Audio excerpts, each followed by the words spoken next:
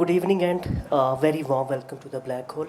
Uh, what does eco anxiety or climate anxiety mean, and how does it affect our psychological well being? This is our today's discussion. As the title you can see on my back, Eco Anxiety Exploring Mental Health in a Melting World. So, today we will discuss the impact of global climate change uh, and try to gain insights from an academic and counseling perspective uh, upon our mental health. And we hope that he will discuss about its impact on, especially in the context of our country, Pakistan. We are very grateful to our speaker, Gibran Ali Babri. He's standing on my right. He has a decade of experience in the field of psychology, beginning with psychometrics during his initial professional journey. Later, he transitioned to private mental health counseling practice, specializing in existential approach. He is also published as a part of an interdisciplinary peer-reviewed study uh, titled Turning Up the Heat, a conceptual model of understanding the migration and health in the context of global climate change.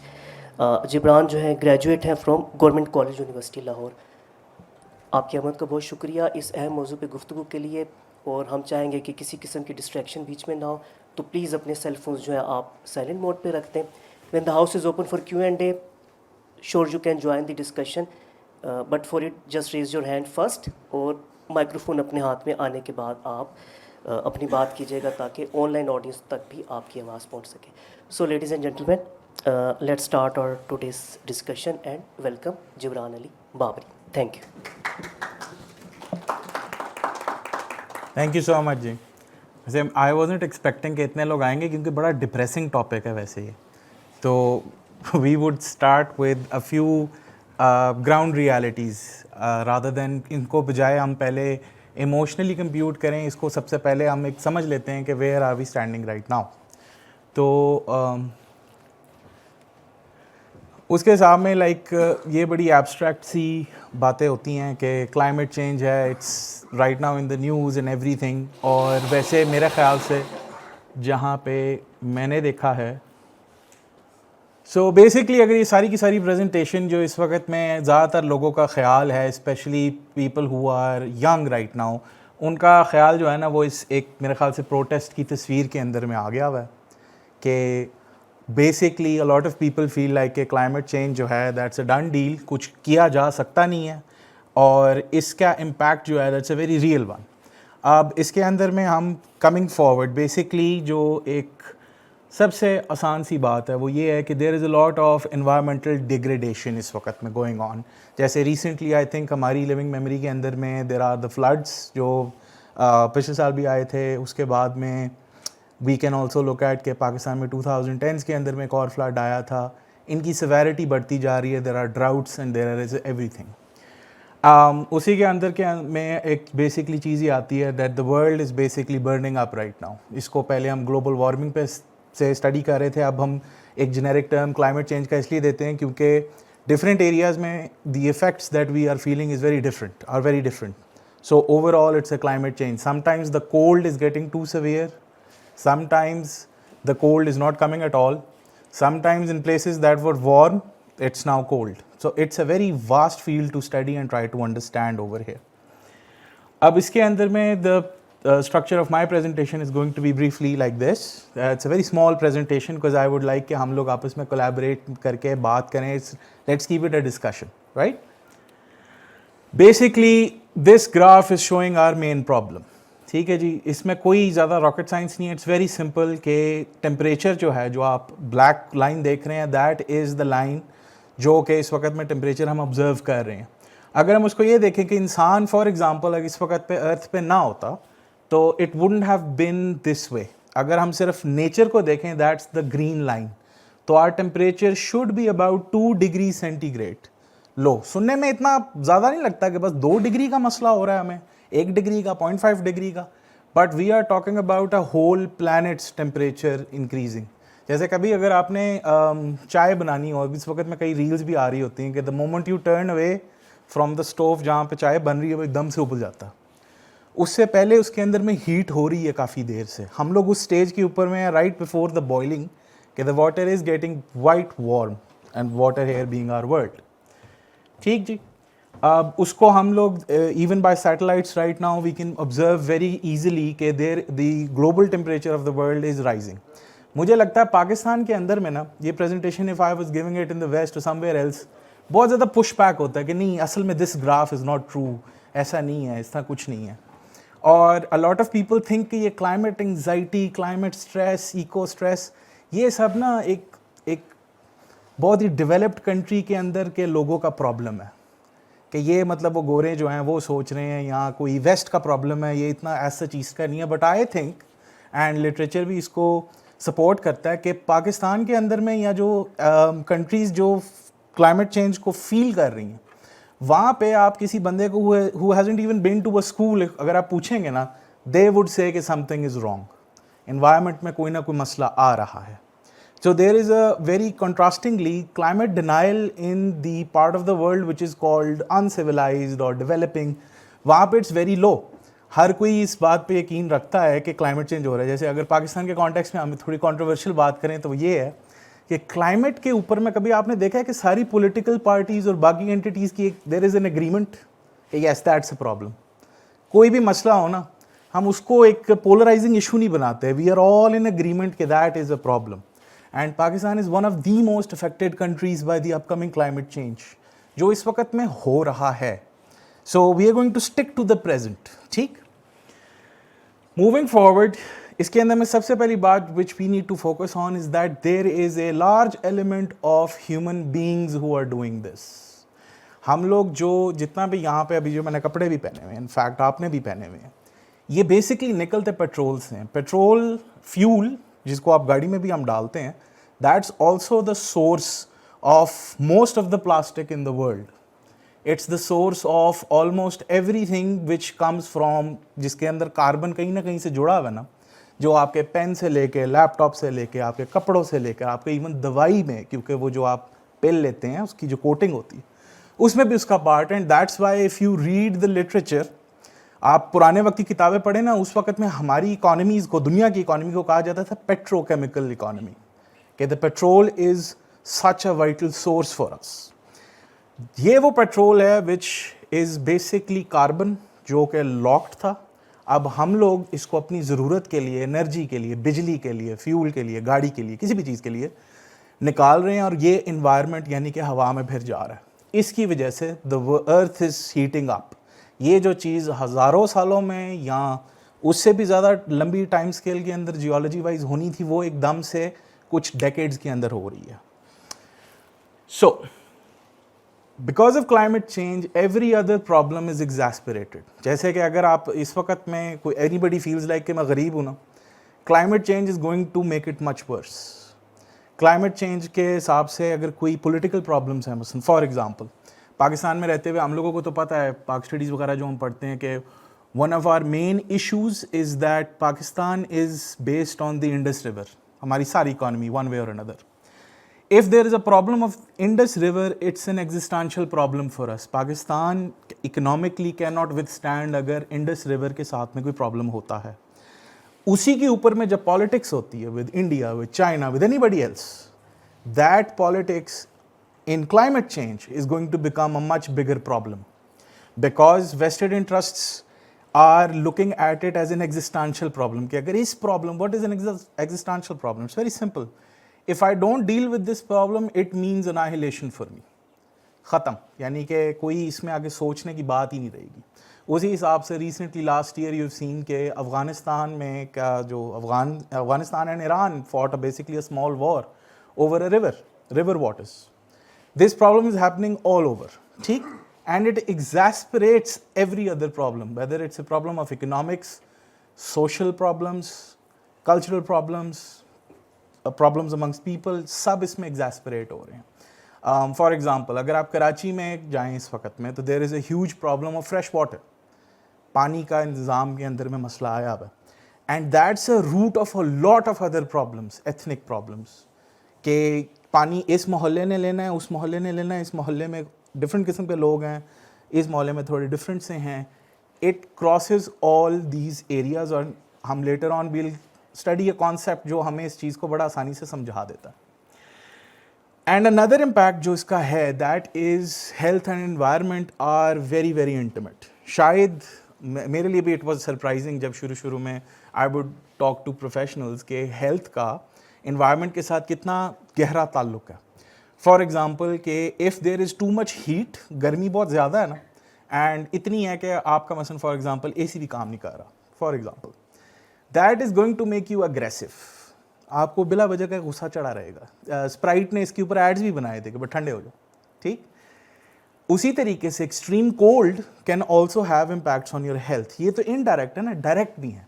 Direct क्या है कि मसलन for example world over mosquitoes require a warm environment to live. वो थोड़ा गर्मी ज़्यादा पसंद करते हैं. अब जब एरियाज जहाँ पे ठंड की वजह से ही मच्छर ख़त्म हो जाते थे, वहाँ पे जब इन्वायरमेंटली इतनी गर्मी आ रही है, तो then those mosquitoes are breeding more, they are prevalent for a longer time in the year, और उसी की वजह से जो वो बीमारियाँ करते हैं वो भी ज़्यादा हो रही हैं.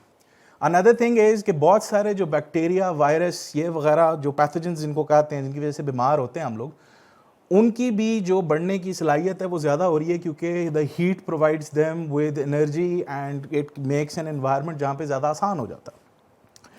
अब इसी की वजह से जब एनवायरनमेंट के अंदर में मसलन फॉर एग्जांपल फ्लड आता है, कुछ और आता है, उसकी वजह से अगर आप परेशान हैं, जैसे for example there is a lot of rain let's say in Islamabad, जिसकी वजह से सड़कें डूब गई हैं, आपकी बिजली ख़त्म हो गई है, या आपने देखा है कि सम बिल्डिंग्स हैव टेकन डैमेज. इसकी वजह से जो आप पे एक साइकोलॉजिकल इम्पैक्ट आएगा ना, इससे अलहदा है क्लाइमेट एंग्जाइटी, राइट. कि हम ये नहीं कह सकते कि यार इस बंदे के साथ में मसलन for example they were in a flood और अ नेचुरल डिजास्टर, अब इनको इको एंग्जाइटी है. नहीं, वो इट्स अ डिफरेंट कॉन्सेप्ट. ठीक हो गया. इसका एक पार्ट डेफिनेटली है, बिकॉज इट्स समथिंग जो अभी बन रहा है, जो मैं इसमें अभी स्टडी भी आपको कोट करूंगा, that was published I think 2 years ago. American psychological association जो है वो इसको डब करती है क्लाइमेट एंग्जाइटी या इको एंग्जाइटी को as a chronic fear of environmental doom. अब we'll unpack these words very carefully here कि what does that exactly mean. So इसके अंदर आते हुए I will give you another good round of very depressing statistics, ठीक.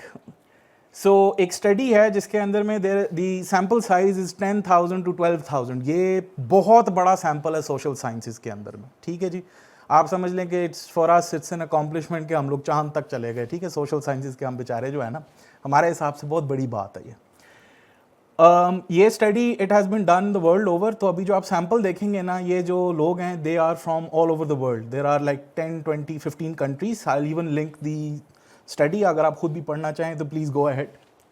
उसके हिसाब से amongst the 16 to 25 year olds, ठीक है जी, if you have somebody, you know somebody in this bracket, do ask them these questions, I would encourage it. So उनसे कुछ सवाल पूछे गए, एक सर्वे किया गया, और उसके अंदर में पता आया कि 39% जो ये अफराद हैं 16 to 25 year olds, that's also males and females, they feel a hesitation to have children. उनके जो ख्याल है ना कि one day they will be parents, उसमें इंटरफेरेंस आ रही है. और वो इंटरफेरेंस की जो वो वजह बताते हैं, वो बताते हैं कि उनको इको एंग्जाइटी है. They are worried about climate change so much कि जो उनका डिसीजन है to have a family, that is being affected. 39% think कि अगर हमने एक बच्चा, अभी हम एक I am married and I want to have a child, उस बच्चे को मैं किस दुनिया में लेकर आ रहा हूँ, उस दुनिया का फ्यूचर क्या है, जबकि environment is degrading and all of these things are happening. 75%, that's a huge number, feel like or believe that the future is bleak, कि आगे ना कुछ improve नहीं होने वाला, ये climate change का problem is going to get worse. 56%, that's more than half, feel that humanity is doomed. ठीक है, इंसानियत का ना खात्मा हमने अब से देखना शुरू कर दिया कि climate change is going to become such a problem कि eventually it is going to kill all of us as a species. यानी कि not just a country or a people but everybody. Humanity in itself is doomed. That's more than half of the people. यानी कि coin flip है, अगर मैं एक बंदे को यहाँ पे इस एज ब्रैकेट में पूछूँ ना इंसानियत का फ्यूचर कैसा लग रहा है, इट्स अ कॉइन फ्लिप कि they'll be like कि नहीं, इंसानियत का फ्यूचर ख़त्म हो रहा. ठीक है जी. And 45% have functional problems due to this. अब ये एक that's a term from my field. Functional problem क्या है? फंक्शनल प्रॉब्लम ये है कि अगर मैं एक I am asking a 16 to 25 year old के यार तुम्हारा सुबह फिजिक्स का पेपर है, प्लीज स्टडी, तो उसके अंदर में आएगा हाँ but the world is ending, what do I do with a degree, क्या फ़ायदा है इसका. ये बात शायद हमें इस एज में या आप लोगों को वैसे थोड़ी मज़ाहिया लगे, but for them it's very serious. We have to see कि वो किस एज ब्रैकेट में है. ये इतना बड़ा प्रॉब्लम है कि it's interfering in their everyday life. उनको हर रोज़ के अंदर में ये ख्याल कहीं ना कहीं कोई जो काम उन्होंने करना होता है उसको रोक रहा है. ठीक हो गया जी. अब I am going to introduce a concept that's called intersectionality.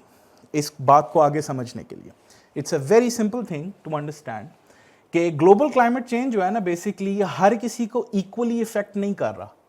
Pakistan में बैठे आप जो हैं, आप पे जितना इसका इम्पैक्ट आ रहा है ना, psychologically, practically, environmentally, economically, that's not the same as somebody let's say who is living in Norway. ठीक.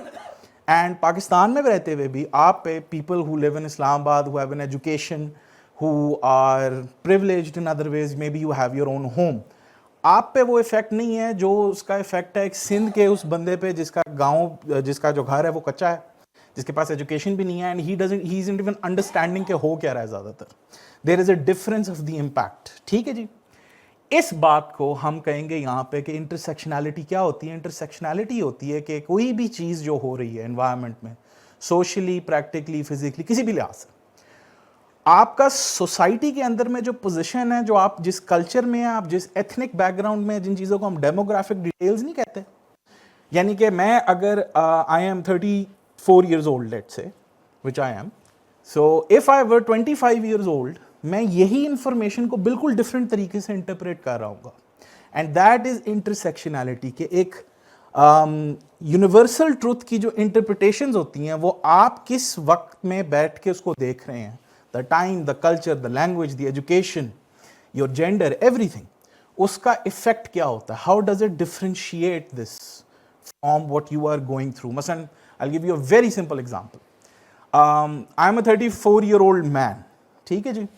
सो अगर एक डिसीजन है to have children, let's say, अब I M originally from Lahore, तो लाहौर के अंदर में स्मॉग इशू आपने सुना होगा, राइट. अब क्योंकि आई एम अ साइकोलॉजिस्ट, तो आई मस्ट टेल यू कि there is, and I have to respect the fact कि बिकॉज मेरा जेंडर ये है ना, मैं I can not dictate to any lady how she should feel about it. Intersectionality इस चीज़ का नाम है. I hope it's clear. अगर नहीं होता तो we'll clarify it later on. जिस तरह के मैंने पहले बात की कि communities, societies, nations, all are affected differently, and there is, अगर आप अभी इसका रिसर्च लिटरेचर पढ़ेंगे आपको दो टर्म्स सुनाई देंगे. That is the global south and the global north. वैसे तो बहुत क्लियर बनता है, लेकिन इसकी डिमार्केशन को जिस तरह की है कि अगर आप लोग, if anyone has studied literature from इससे पहले, तो दुनिया को डिवाइड करने के हमारे कुछ तरीके होते थे.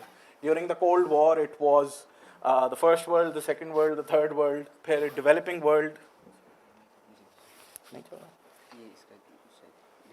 अच्छा ठीक है जी. उसी तरीके से currently there is a division of the global north. Most of these countries, as you know, must as you can sense maybe, are in the north. ठीक है जी. That mostly includes America, Canada, जिसको हम developed world कभी कभी कहते हैं. And the global south are all these countries which are around the equator. Basically if you are poor you are in the global south. ठीक है जी. अब जो इफेक्ट इसका हो रहा है, जिसके अंदर में this is important for us to note, is that कि जो कंट्रीज कंट्रीब्यूट कर रही हैं टूवर्ड्स द कार्बन फुटप्रिंट, कि वो कितना पेट्रोल जला रहे हैं या वो कितना फॉसिल फ्यूल्स इस्तेमाल कर रहे हैं, वो इक्वल नहीं है. America, China are producing huge amounts of carbon dioxide, जिसका एक गरीब मुल्क पर ज़्यादा इम्पैक्ट आ रहा है. यानी कि जो फैक्ट्रीज अमेरिका, चाइना के अंदर में चल रही हैं या उनकी इकोनॉमीज़ के लिए चल रही हैं, उसकी वजह से पाकिस्तान में फ्लडिंग ज़्यादा हो रही है. ठीक. Because the air molecules don't know that we have political agreements कि ये मेरा हिस्सा है, वो आपका हिस्सा है, आप इधर नहीं आ सकते हो. मैं किसी से ये बहस नहीं कर सकता कि धुआं अपने मुल्क ले जाओ, यहाँ पे क्यों बैठ रखा हुआ है, right. So that is a very important point for us to note intersectionality. ठीक है. इसका भी लेटर ऑन रेलिवेंस हमें आ जाती है. Then there's a very important concept that comes from an area जहाँ पे मेरी थोड़ी सी expertise इससे ज़्यादा है, and that is from psychological trauma. Trauma is basically, हम आगे भी इस पे बात करेंगे, लेकिन बहुत सारे जो आपने अभी पीछे स्टेटिस्टिक्स देखे हैं ना, उसके पीछे I think Pakistanis know this concept very well. It's called institutional betrayal. Institutional betrayal ये है कि एक इंस्टीट्यूशन है जिससे आपकी एक उम्मीद है कि चलो ये एक एजेंसी बनी है, ये एक इदारा बना है जिसका काम है टू मेक अप पॉलिसीज़ जिसकी वजह से पोल्यूशन कम हो, स्मॉग कम हो, हमारा फ्यूचर जो है वो सिक्योर हो, फूड सिक्योरिटी, और वो नहीं कर रहा फॉर सम रीज़न. इसकी जो फीलिंग आपको होगी that would be called institutional betrayal. इस वक्त में आप दुनिया की अगर पॉलिटिक्स को क्लाइमेट चेंज की नज़र से देखें ना, तो there is a lot of institutional betrayal going on. इसलिए अगर कोई बंदा आके वोट मांगता है ना इस बात पे कि ये लोग नालायक हैं, ये लोग काम नहीं कर रहे हैं, देखे क्या किया है इन्होंने, people feel an attraction towards that person. Why? Because he is voicing the feeling that they have कि हम लोग बिट्रे हुए हैं. क्लाइमेट चेंज का हमें very interestingly, climate change, global warming का हमें अर्थ को पढ़ते हुए नहीं पता लगा. ये जब सोवियट्स ने और अमेरिकन ने, this is something that may interest the physicist, इन्होंने जब सैटेलाइट्स भेजी हैं वीनस के करीब, जो हमसे मार्स से ज़्यादा करीब हमें पड़ता है, and that was the point कि हम इसको एक्सप्लोर करें बजाय मार्स को, after landing on the moon. उस पर जब सैटेलाइट्स वगैरह भेजी तो वीनस जो है वो बादलों में कवर्ड है, आपको मतलब नज़र नहीं आएगा उसका सरफेस. जब हमने वहाँ पे सैटेलाइट्स वगैरह भेजी तो पता लगा कि यार वीनस पे तो इतना टेम्परेचर है कि 450 डिग्री तो ज़मीन का टेम्परेचर है उसकी, वो इतनी गर्म है कि वहाँ पे तो ये जो आपका लेड है, सिक्का है, वो पिघल जाएगा, इतना गर्म है वो. तो जब अर्थ और वीनस का साइज सेम है तो वीनस इतना गर्म क्यों है? वहाँ से फिर जब उसकी इन्वायरमेंट को पढ़ने लगे तो हमें पता लगा कि अच्छा, वीनस के पास almost, Venus is our twin sister, उसका साइज ऑलमोस्ट हमारे जितना है. वहाँ पे फ़र्क ये है कि हमारी एटमॉस्फेयर के अंदर में carbon dioxide is quite negligible as compare to Venus, जहाँ पे 95% जो इन्वायरमेंट है, जो एटमॉस्फेयर है, वो कार्बन डाइऑक्साइड की बनी हुई है. तो बिकॉज उसके अंदर में कार्बन डाइऑक्साइड इतनी है, इसलिए वहाँ पे टेम्परेचर इतना ज़्यादा है कि सूरज से जो भी गर्मी आती है वीनस अपने अंदर उसको जकड़ लेता है. यहाँ से एप्लीकेशन होना शुरू हुई अर्थ पे कि अच्छा, जैसे अर्थ का टेम्परेचर भी, कार्बन डाइऑक्साइड बढ़ रहा है, अर्थ का टेम्परेचर भी साथ साथ बढ़ी जा रहा है. तो स्पेस साइंस की प्रैक्टिकल एप्लीकेशन आपने यहाँ पे देखी है इसकी. And this was known by the 60s 70s, by the 1980s. Petrol companies, Shell, Enron, ये सब के पास में एक रिपोर्ट भी थी जो उन्होंने खुद फाइनेंस की, कि जहाँ पे उनको पता लग गया कि उनकी जो पेट्रोल वो बना रहे हैं, जिस तरीके से जितना पेट्रोल पे डिपेंडेंट हो रही है दुनिया, उसकी वजह से ग्लोबल वार्मिंग टाइप की चीज़ हो रही है. And they chose to not publish it, not do anything about it. They were like ये बाद में लोग देखेंगे, इसका क्या फर्क पड़ रहा है, राइट? इस चीज को सुनते हुए फिर लोगों के अंदर जो एक फीलिंग आती है ना कि अच्छा यार, लोगों को पता था ये हो रहा है और उसके बावजूद ये उन्हें दिया, दैट इज इंस्टीट्यूशनल बिट्रेयल. ठीक है जी. And the most affected communities वो हैं जो आपके माशरे में सबसे ज्यादा कमजोर हैं. ठीक है जी. Like I said, if you have your own property, you live in a city, you have an education, you have awareness, you are much more protected than somebody without these things. ठीक जी. अब another concept that we have in this is called disenfranchised grief. Very complicated word, very simple thing to understand with. अब अगर हम इसको देखें कि is जो हमने पहले भी बात की कि is climate change anxiety just कि वो आजकल में ग्रेटा थर्नबर्ग को एनीबडी नोज देम, राइट?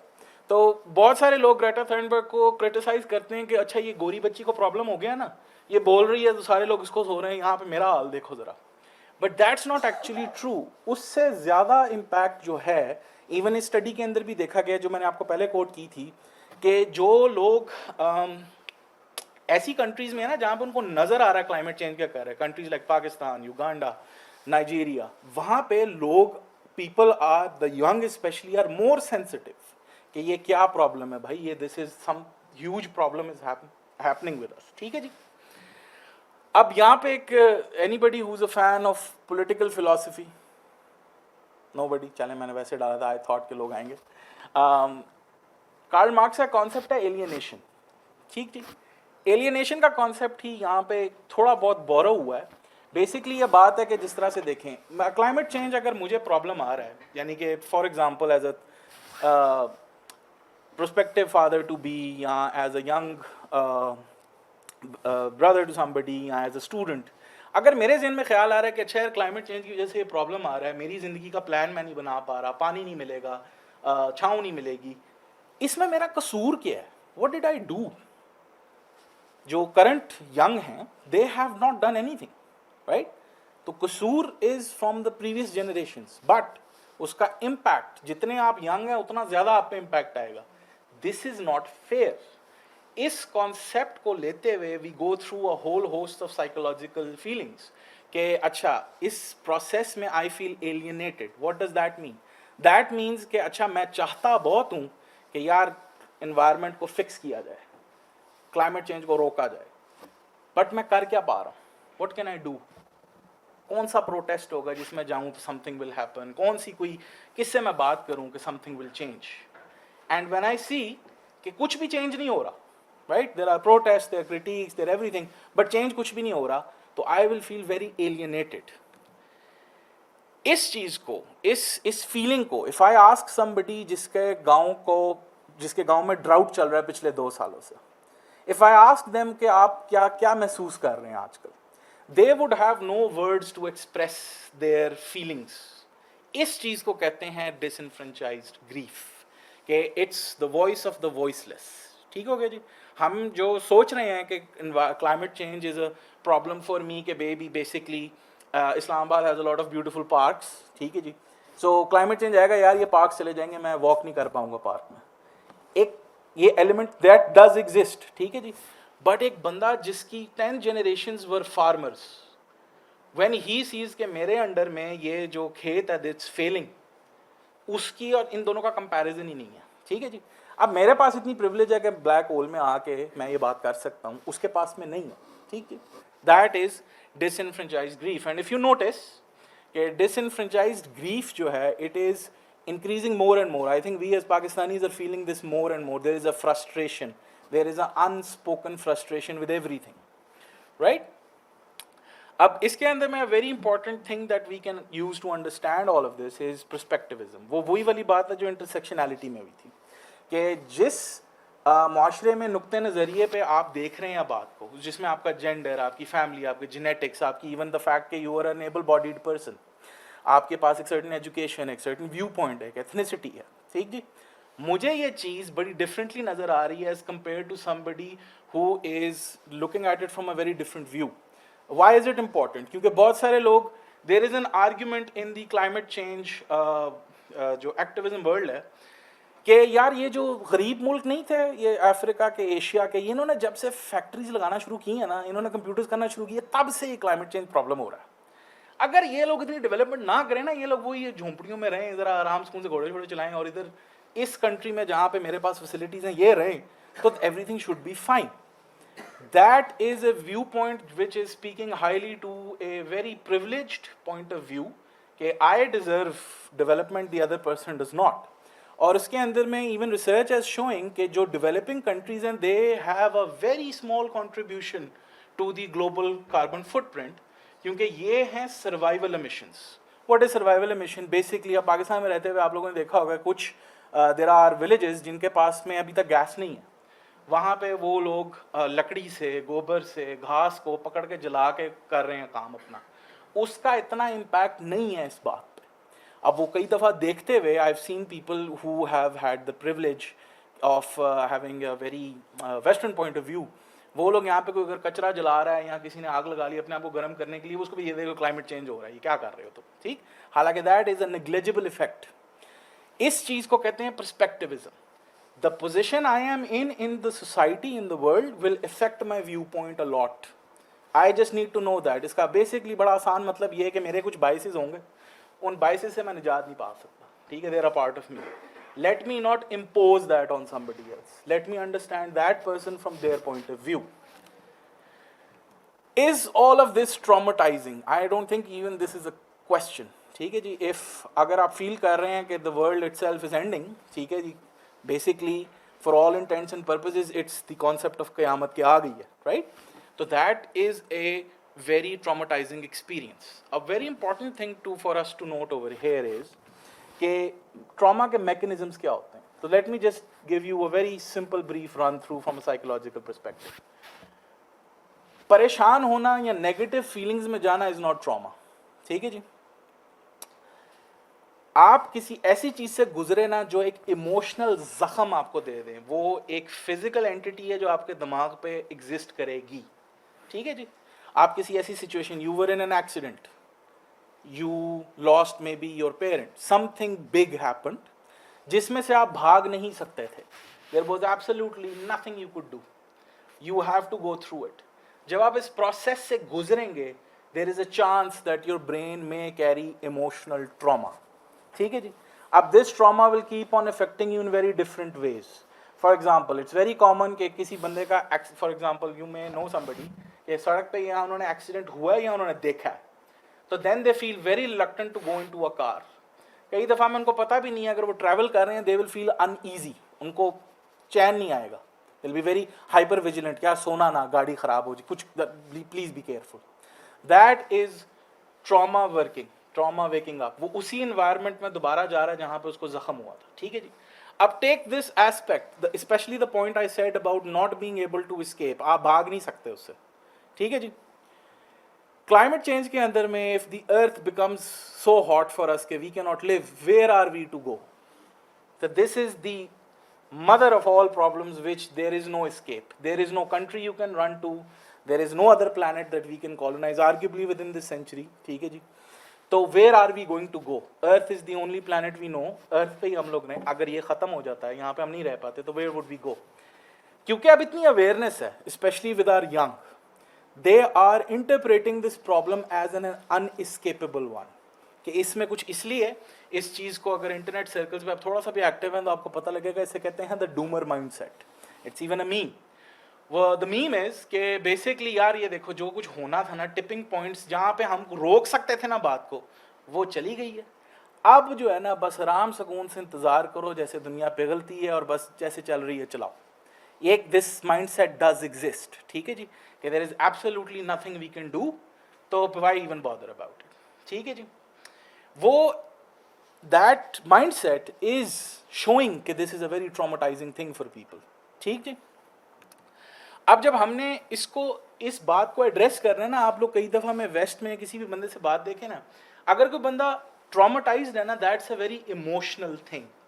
आपको कई दफ़ा रैशनली ये बात पता नहीं होगी।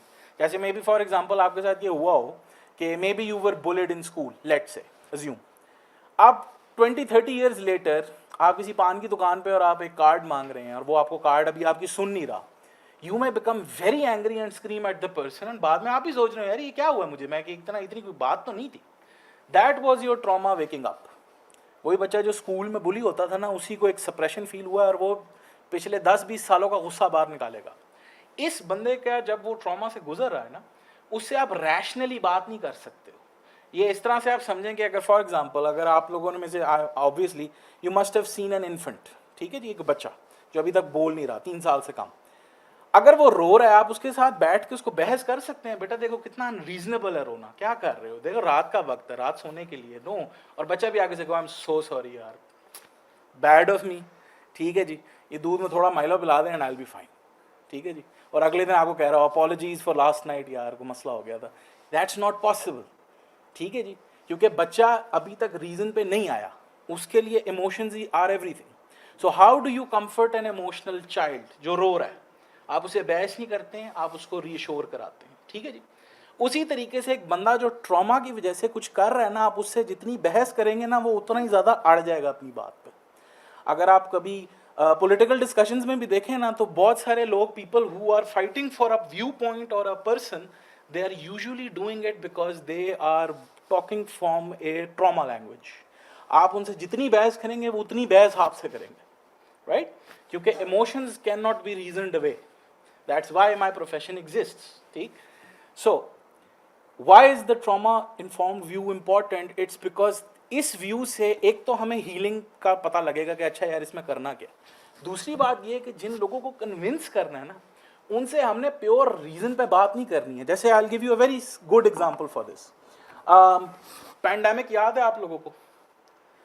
पैंडेमिक के अंदर में देयर वाज एन आर्ग्यूमेंट कि जी लॉकडाउन आप ख़त्म करें क्योंकि इकॉनमी नहीं चलेगी। उनकी आर्ग्यूमेंट ये नहीं है कि the corona virus would be like यार इकोनॉमिक नुकसान हो रहा है, I was just playing around.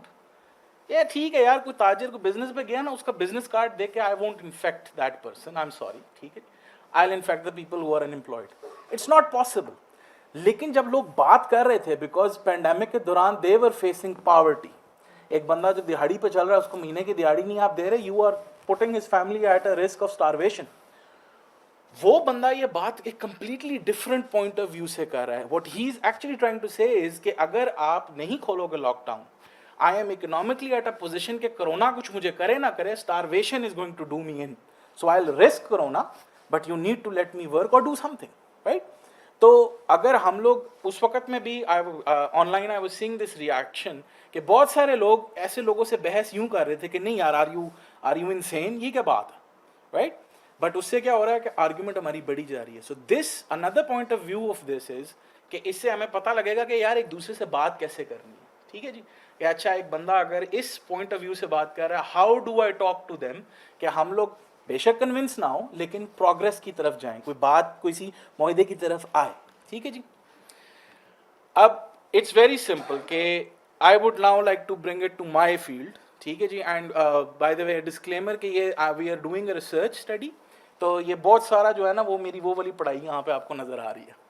So basically existentialism पे हम आते हैं। एग्जिस्टेंशियलिज्म इज़ के एग्जिस्टेंस, जिंदा रहना, होना, वजूद होना, is it it self a problem.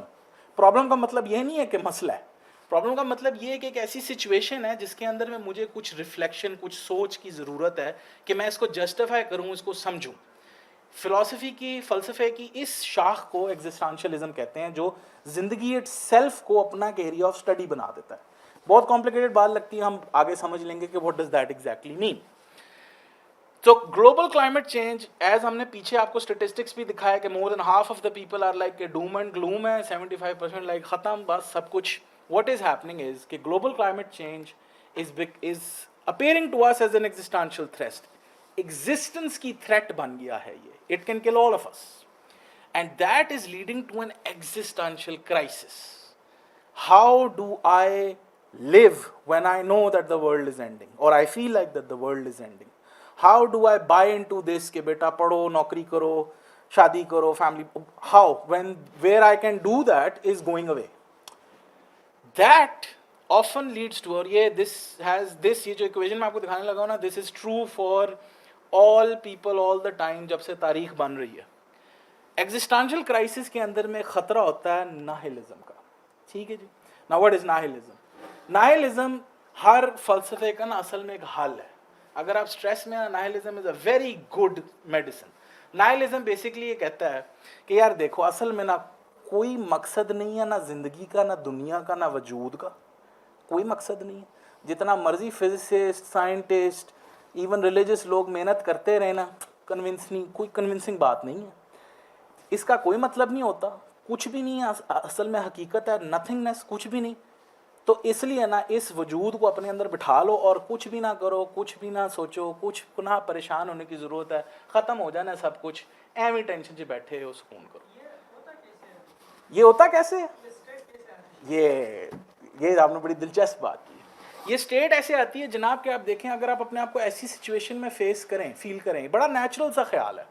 आप एक प्रॉब्लम में फंसे हुए हैं जहाँ पे आपको कोई हल नज़र ही नहीं आ रहा, आपको कोई रास्ता ही बाहर नज़र ही नहीं आ रहा। आप मसलन मैं यहाँ पे एकदम से चार दीवारी बन जाती है और मैं जितनी मर्जी कोशिश कर लूँ ना, दीवारें टूट रही हैं, ना कोई बंदा आ रहा है, ना कोई, मुझे ये भी नहीं पता वक्त कितना गुजरा है। तो यहाँ पे आते हुए कितनी देर में लड़ता रहूँगा, जब मैं थक जाऊँगा नफ्सियाती तौर पर कि मेरे पास में यार मैं क्या करूँ, इस चीज़ से क्या करूँ, एट दी एंड मैं हार मान के बैठ जाऊँगा। ये सारी गेम टॉलरेंस की नहीं है अगर आप वैसे सोचें, ठीक है जी। तो नाइलिज्म इसी जज्बात का एक फ़लसफ़े की शक्ल है, ये जो बाकायदा कहती है कि इस चीज़ को हम एक्सेप्ट करें, असल हकीकत यही है कि कोई मकसद नहीं है, ठीक है जी। तो इसके अंदर मैं आपकी बात से एक मुझे बहुत अच्छी बात याद आई डॉक्टर विक्टर फ्रैंकल की, जो लोगोथेरेपी के फाउंडर है। मेरी भी उसी के अंदर में स्पेशलाइजेशन है। लोगोथेरेपी इज़ बेसिकली, हमने बाद में आना था लेकिन चले हम अभी आ जाते हैं। Logotherapy is basically psychology plus existentialism बस, ठीक है जी। तो डॉक्टर विक्टर फ्रैंकल जो हैं वो फ्रॉइड के और यूंग के कंटेम्प्रेरी थे, और जबकि Freud was able to escape the 1940s Germany, doctor Victor Frankl and his family was caught, ये पकड़े गए थे जर्मन से, ये भी यहूदी थे, तो इनको डेथ कैंप्स में डाल दिया था। ये 4 डेथ कैंप्स में रहे हैं, कॉन्सेंट्रेशन कैंप्स में रहे हैं। इनका जो ये नुक्ते नज़रिए थेरेपी का, उसका नाम लोगोथेरेपी, वो वहाँ पे पैदा हुआ था कि जब आप इस मुसीबत में है ना कि रोज़ you are facing death right in front of you, how do you do therapy? आप क्या करते हो? एक बंदा, वो कितनी बेबसी का एक आलम नहीं है, उसके अंदर आप कैसे किसी को कह सकते हो कि जिंदा रहो, डिप्रेशन में ना हो, एंग्शियस ना फील करो, कुछ करो? तो उनका एक ख्याल था कि जब भी हम लोग किसी भी तड़प में हो ना, किसी भी सफरिंग में हो, सफ़र कर रहे हैं, कोई प्रॉब्लम में है, जब उसमें कोई मकसद नहीं है ना, ये होता है डिप्रेशन। यानी कि depression is equal to suffering without meaning. मकसद के बगैर अगर आप पछता रहे हैं ना, तो आप नाहिलिज्म की तरफ जा रहे हैं। नाहिलिज्म इज़ कि मेरे पास कोई मकसद ना है, ना मैं बना सकता हूँ। जैसे कि मसलन फॉर एग्जांपल क्लाइमेट चेंज की हम बात कर रहे हैं, तो बहुत सारे लोग, ये मैं आपको इसलिए कह रहा हूँ क्योंकि मैं काउंसलिंग वगैरह करता हूँ ना, बहुत सारे लोगों का ये व्यू पॉइंट है, यार देखो मेरी उम्र अभी 40, 45, 50 हो गई, मैं 10-20 साल और जिंदा रह लूँगा। ये टेंशन है आपकी, छोटों की, ये तुम लोग संभालो, ठीक है जी।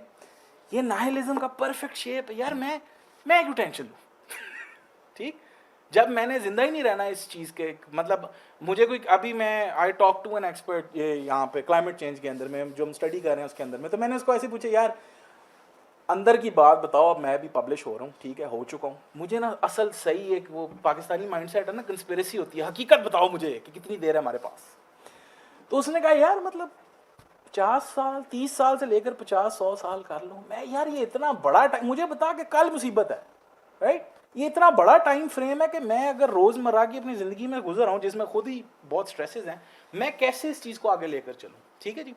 तो नाहिलिज्म आने की बहुत सारे शाख हैं, रास्ते हैं कि वो आ जाता है, लेकिन असल में नाहिलिज्म एक जज्बात का नाम है कि अगर आप मकसद को महसूस नहीं ना कर रहे हैं, आप बेबसी के वो आलम पे आ गए हैं कि आपका उठने का भी दिल नहीं कर रहा, क्या फ़ायदा?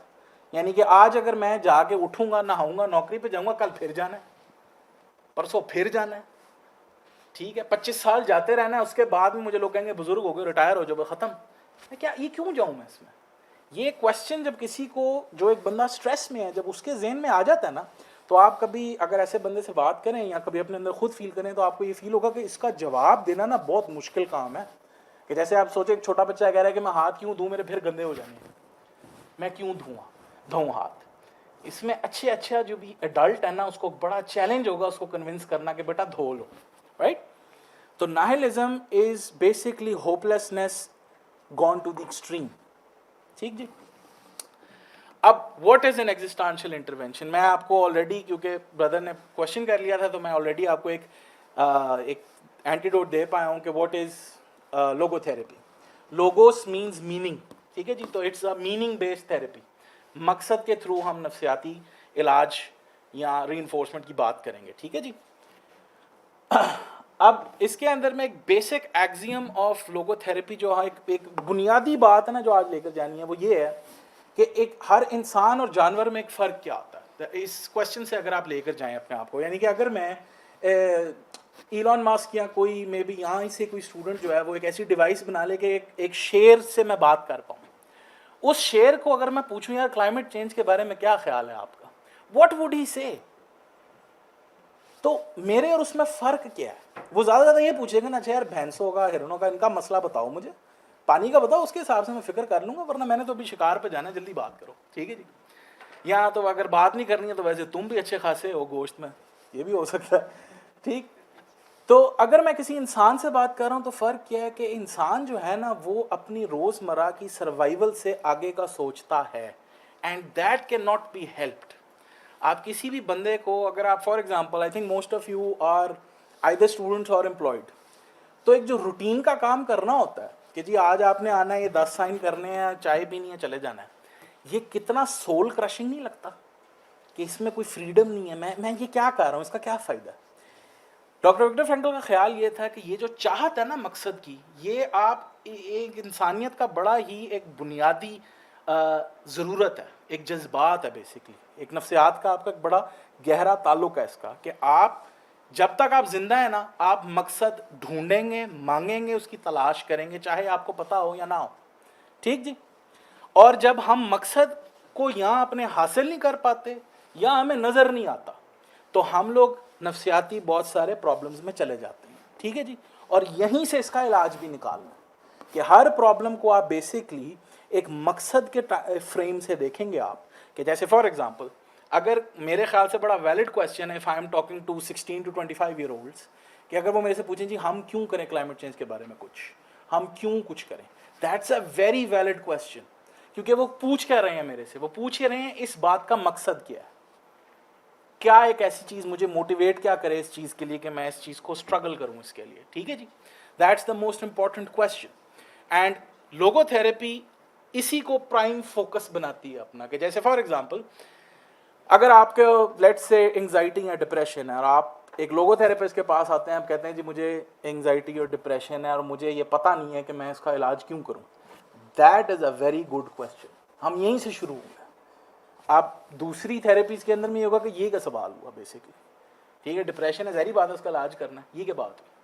But logotherapy would be like हाँ क्यों डिप्रेशन का इलाज करना है, दैट्स अ गुड क्वेश्चन। वो वाइज को आपके रोकता नहीं है, उन्हीं को इनकरेज करता है। And I will tell you later on why that is so.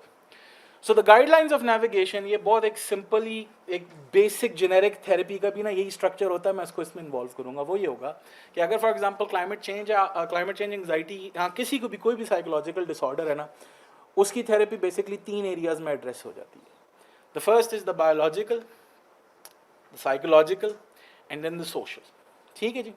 So for example climate change is not just my problem कि मैं रात को सोते हुए मुझे नींद नहीं आ रही, हो कल तूफान आया, ये हुआ है, फ्लड हुआ है। इसका problem is also like may be with my family, may be my parents are asking me to have a child, यहाँ पे भी ये प्रॉब्लम आया हुआ। अब how do I convince them कि जी देखें लाहौर में स्मॉग इतनी है कि बच्चों का दम घुट रहा है, इसलिए मैं अभी नहीं चाह रहा कि मैं कोई आई गो टूवर्ड्स अ फैमिली। अगर उनको ये बात समझ ना आए तो that makes it a huge problem for me in terms of my social relations. ठीक हो गया जी। और यही स्ट्रेस में रहने की वजह से मेरी बायोलॉजी भी ख़राब होगी। अगर आप स्ट्रेस्ड हैं, आपको शुगर हो सकता है, आपको हार्ट डिजीज़ हो सकती है, जितनी भी जो बीमारियां हैं ना जिनका कोई जरासीम नहीं आज तक मिला, वो सारी बीमारियां आपको हो सकती हैं। और अगर वो बीमारियां हैं उनकी शक्ल बिगड़ सकती है। ये बात अब तक हम लोग एक अग्रीमेंट पे हैं in terms of the medical and the psychological sciences, they agree on this कि यस ये होता है। तो ये चीज़ मेरे जिस्म को भी इफेक्ट करेगी। तो जब मैंने इसका इलाज करने की तरफ जाना है तो मैंने इन तीनों एस्पेक्ट्स को लेकर चलना है। ठीक है जी। अब हम हर एक पे बात करेंगे। सो आई वुड लाइक कि इफ़ विद कंसेंट ये बात हम करें कि let's just have a very brief meditation based exercise. ठीक है जी। क्योंकि instead of explaining it to you, I would like you to experience it with me. And अगर for the two of you watching this online, I would like for you to join us as well. So इसके अंदर में हम करते हैं कि अभी सारी साइंस को साइड पे करके let's just breathe in a certain way. तो आपने सांस ऐसे लेना है कि नाक से सांस खींचना है पहले, जब तक आपके लंग्स इतने भर गए कि आप और सांस अंदर नहीं लेके जा पा रहे। फिर आपने रोकना और फिर इसको मुंह से निकालना है। ये 3 कदम एक सांस हुआ। ठीक है जी। So would you be willing to try this with me? Thank you so much. So अब हम काउंट करना शुरू करते हैं। काउंटिंग मैं करता हूं, आप बस इस तरह से सांस लेना चलें जी। 1, nose hold out, 2, hold out, 3, in hold out, 4, in, hold, out. Let's do another one. 5, in, hold, and out. Let's do 6, in, hold, and out. अब 7 करते हुए ना, जैसे आप सांस अंदर ले रहे हैं, सांस अंदर लें, खींचें, होल्ड करें, जैसे आप निकाल रहे हैं just close your eyes very gently. ठीक है जी। And as you close your eyes, take another breath in,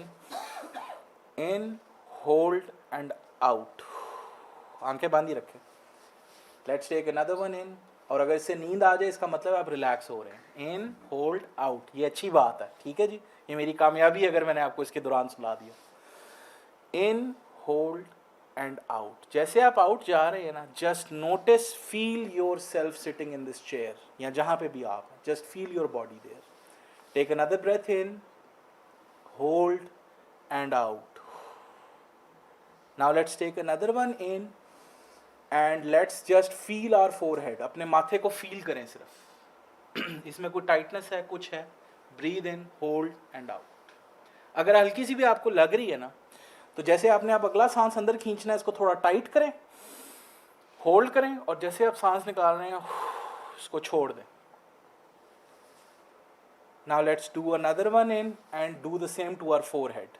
in, hold and out.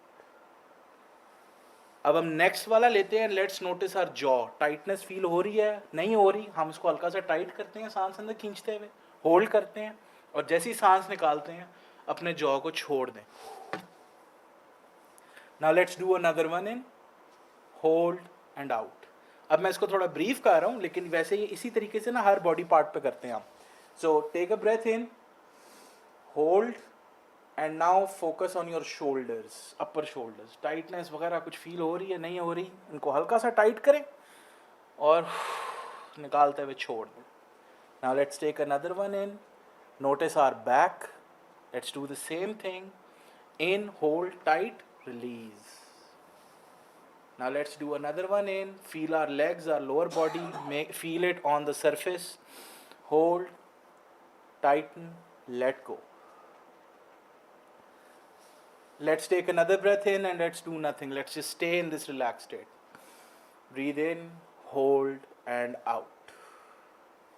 Now let's do another one in, hold and out. Now let's take the last one in, hold, and जैसे आप out कर रहे हैं gently open your eyes. ठीक है जी। अगर तो आपको नीनो हल्की सी भी आई है तो यू आर वेलकम, ठीक है जी। ये आप बेसिकली बायोलॉजिकली अपने आप को रिलैक्स कर रहे हैं, ठीक है जी। मेडिटेशन इतनी सिंपल बात होती है, इसकी जितनी भी आप ऑनलाइन वगैरह कुछ भी देखते हैं ना, इसी एक्सरसाइज की अलग इंटरप्रिटेशंस हैं, इटरेशंस हैं, असल में ये बात है। तो आई आर्ग्यू कि हमें ना असल में रिलैक्स होना बायोलॉजिकली आता ही नहीं है, ठीक है जी। किसी को परेशान करना हमारे लिए, स्पेशली पाकिस्तानी के लिए, बहुत आसान काम है, ठीक है जी। कि यार आपने देखा, फलाने ने देखा क्या कहा तेरे बारे में, परेशानी। But if you have to relax the other person, how would you do it? तो सबसे पहले रिलैक्सेशन की जो हमने एक फाउंडेशन देखनी है, दैट इज़ बायोलॉजिकल, ठीक है जी। तो जब हम मेडिटेट कर रहे हैं, मैं आपको वैसे ही बता देता हूँ, एक बहुत अच्छा इसका जो एक टोटका होता है, यही जो आपने किया है ना, इसको आप अगर 5 मिनट तक मुसलसल करें, और अभी आपने ना, मैंने 5 मिनट का लिखा हुआ, you have बेयरली done it for a minute and a half, इतना ज़्यादा नहीं है जितना लगा है, ठीक है जी। और यही चीज़ को हमने अपने दिमाग को स्लो डाउन करना है कि क्या जल्दी है, लेना सांस, ठीक। आप देखें सांस लेते हुए हम जिंदा रहते हैं, लेकिन हम यूजुअली शैलो ब्रीदिंग कर रहे होते हैं।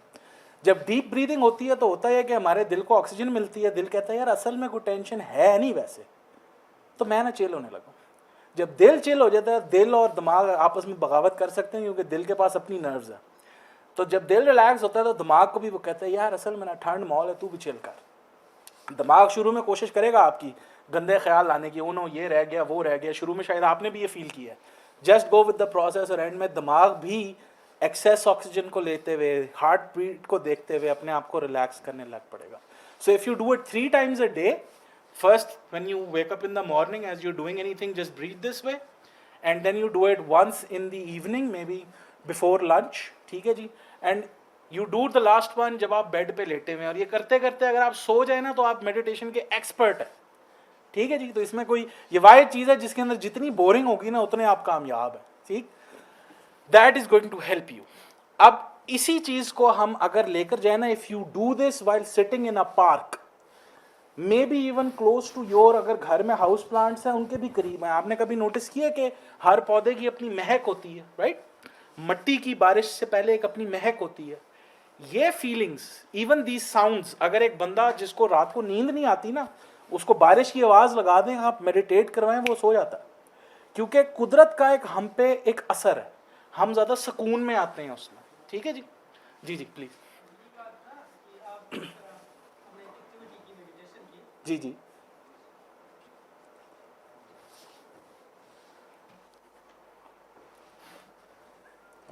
आप भी मेरे को स्टार होने लगे हैं, माइक पे बात कर।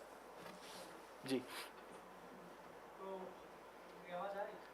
माइक ऑन है जी, बस ठीक है जी, मुझे तो आ रही है आपकी।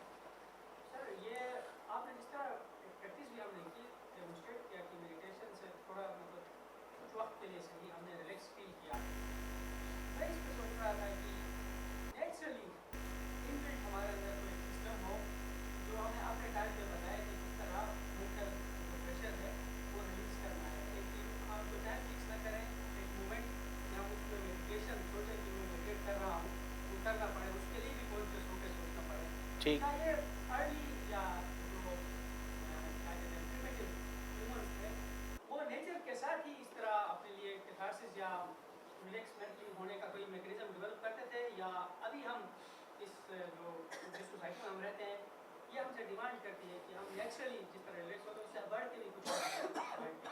आपने कभी जानवर को देखा शिकार करते हुए?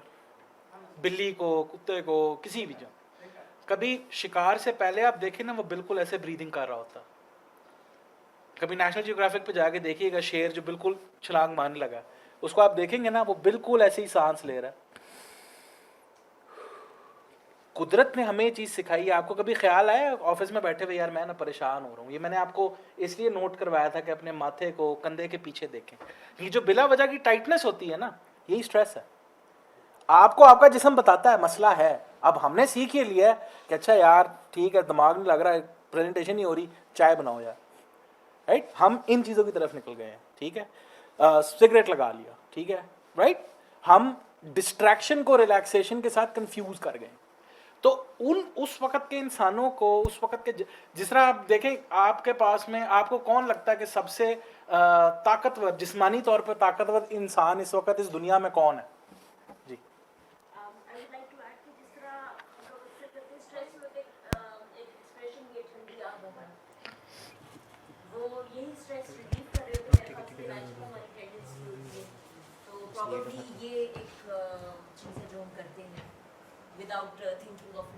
यहाँ पे आपने मेरे सुनने की बजाय ना, मुझे सुनने की बजाय, एक बड़ी मैं आपको सिंपल सी बात आपकी जो एक मुझे सवाल समझ आया ना, I tell you very simple answer. आप मेरी या किसी और की सुनने की बजाय ना अपने जिस्म को सुने। यानी कि हमारा जिस्म जब स्ट्रेस में आ रहा होता है ना, वो हमें खुद बताता है मैं स्ट्रेस में हूँ, आई एम नॉट ओके। ठीक है जी। हम ना उसको, उसकी वो बात सुनने के आदी नहीं रहे। जितनी हम बायोलॉजी या साइकोलॉजी की नॉलेज है ना, बेसिकली ये तर्जमा है अपने जिस्म को बेहतर तरीके से सुनने की बात। जिस तरह आप फॉर एग्जांपल, अगर हम मुझे अपने बचपन में याद है, डॉक्टर साहब के पास जाऊँ, उनको यार गले में कुछ ठीक लग रहा, अमूमन ऐसे डॉक्टर होते थे, चाहे कुछ नहीं जा, ठीक। तो I am also not listening to my body just like that doctor. कोई जब तक यार ये ना हो कि सांस ना आ रहा हो, उस वक्त मैं सुनूंगा, उससे पहले बस ठीक है सांस आ रहा, ठीक ठीक, राइट। तो हम लोग खुद भी इस चीज़ के आदी हुए हैं। और अगर आप इसको देखें, आपने बड़ी अच्छी बात की है, तो अगर आप इसको एक हमारे ग्लोबल पर्सपेक्टिव में देखें, तो अपने जिस्म का ख्याल करने को भी जो हमें लोग कहते हैं, वो क्या होता है पाकिस्तान में? पतले हो जो शादी करानी है तुम्हारी, है ना, उसके बाद वाह है, यही है ना। मैं मतलब आपने कल्चरली फील किया ना, ठीक है। अगर आप एक कहीं काम कर रहे हैं, आपके सर में दर्द है और आपका बॉस देख रहा है आपसे काम नहीं हो रहा, वो कहेगा यार जाओ 2 दिन छुट्टी लेकर आओ, सर की दर्द ठीक कराओ। क्यों? क्योंकि मेरा काम करना है। यानी कि हमने सेहत की भी ना एक वजह ढूंढी हुई है कि मैंने ठीक इसलिए होना है कि मैं शादी पे पतला लगूं, मेरी 2-3 तस्वीरें खींचे, उसके बाद में जो कैंसर एड्स होना है हो जाए, कोई मसला नहीं। ऐसे ही we have to change that point of view कि यार नहीं, अगर मैं आगे जाएंगे, आप सोचे आइडियल एनवायरनमेंट ये हो कि आप एक दिन आए ऐसे सर पकड़ के ना, आपका बॉस आपको कहे यार तुम रिलैक्स नहीं लग रहे हो, ठीक है, थोड़ी आओ मेडिटेशन करते हैं, तुम घर जाओ, मैं भी यार घर जाता हूँ, क्या कर रहे हैं हम लोग? क्योंकि जब तुम, if you are not fine, it's not fine. इससे पहले बॉस ये बात करे ना, आपने खुद अपने आप को बात करनी कि अगर मतलब 3 रातें आपको ठीक नहीं आई तो दैट्स अ प्रॉब्लम, क्यों नहीं आई, ठीक जी। हमने अपना व्यू पॉइंट चेंज करना है। और उसी के अंदर में मैं इसलिए जब बायोलॉजिकली शुरू करने का एक बहुत बड़ा रीज़न ये है कि जिनको भी कंधे, किसको थोड़े से अपने टाइट फील हुए थे, किसी को अपने गर्दन की, आपको टाइट फील, ये सबसे कॉमन साइन है कि आप जो है ना, you are stressed, you are not relaxed. सबसे कॉमन साइन ये है। तो जब हम ऐसे यूं आंखें बंद करके अपने जिस्म के अपनी मसल से पूछ रहे हैं, हमें खुद ब खुद बहुत इंफॉर्मेशन पता लग जाएगी। कभी आपने वो चीज़ देखी है बचपन में, जिस तरह से हम बड़े हो रहे थे, पाकिस्तान में एक शौक है क्रिकेट खेलने का सारी रात को। इन माए मोहल्ला वीकेंड्स पे रात को क्रिकेट शुरू होता था, सुबह ख़त्म होता था। और मैं एक चीज़ नोट करता था कि जैसे जैसे मेरे कजन्स और प्लेयर्स बड़े हो रहे हैं ना, वो आके बेड पे लेटते, आए वो आज बहुत थक गए। ये जो आए की आवाज़ आई है ना, ये लेटते ही पता लगा कि योर बॉडी टेल्स यू मैंने इतना काम किया, बस ठीक हो गया जी। तो हमने ये अपने मैसेजेस, जब मैं आपको कह रहा हूँ ना दिन में 3 दफ़ा मेडिटेट करना शुरू करें, ये सिर्फ ये है कि एक बेंचमार्क है जिसमें आपने एक आदत बना ली है। बाद में आपका जितना दिल करता करें, राइट। आपने अपनी बॉडी को सुनना है।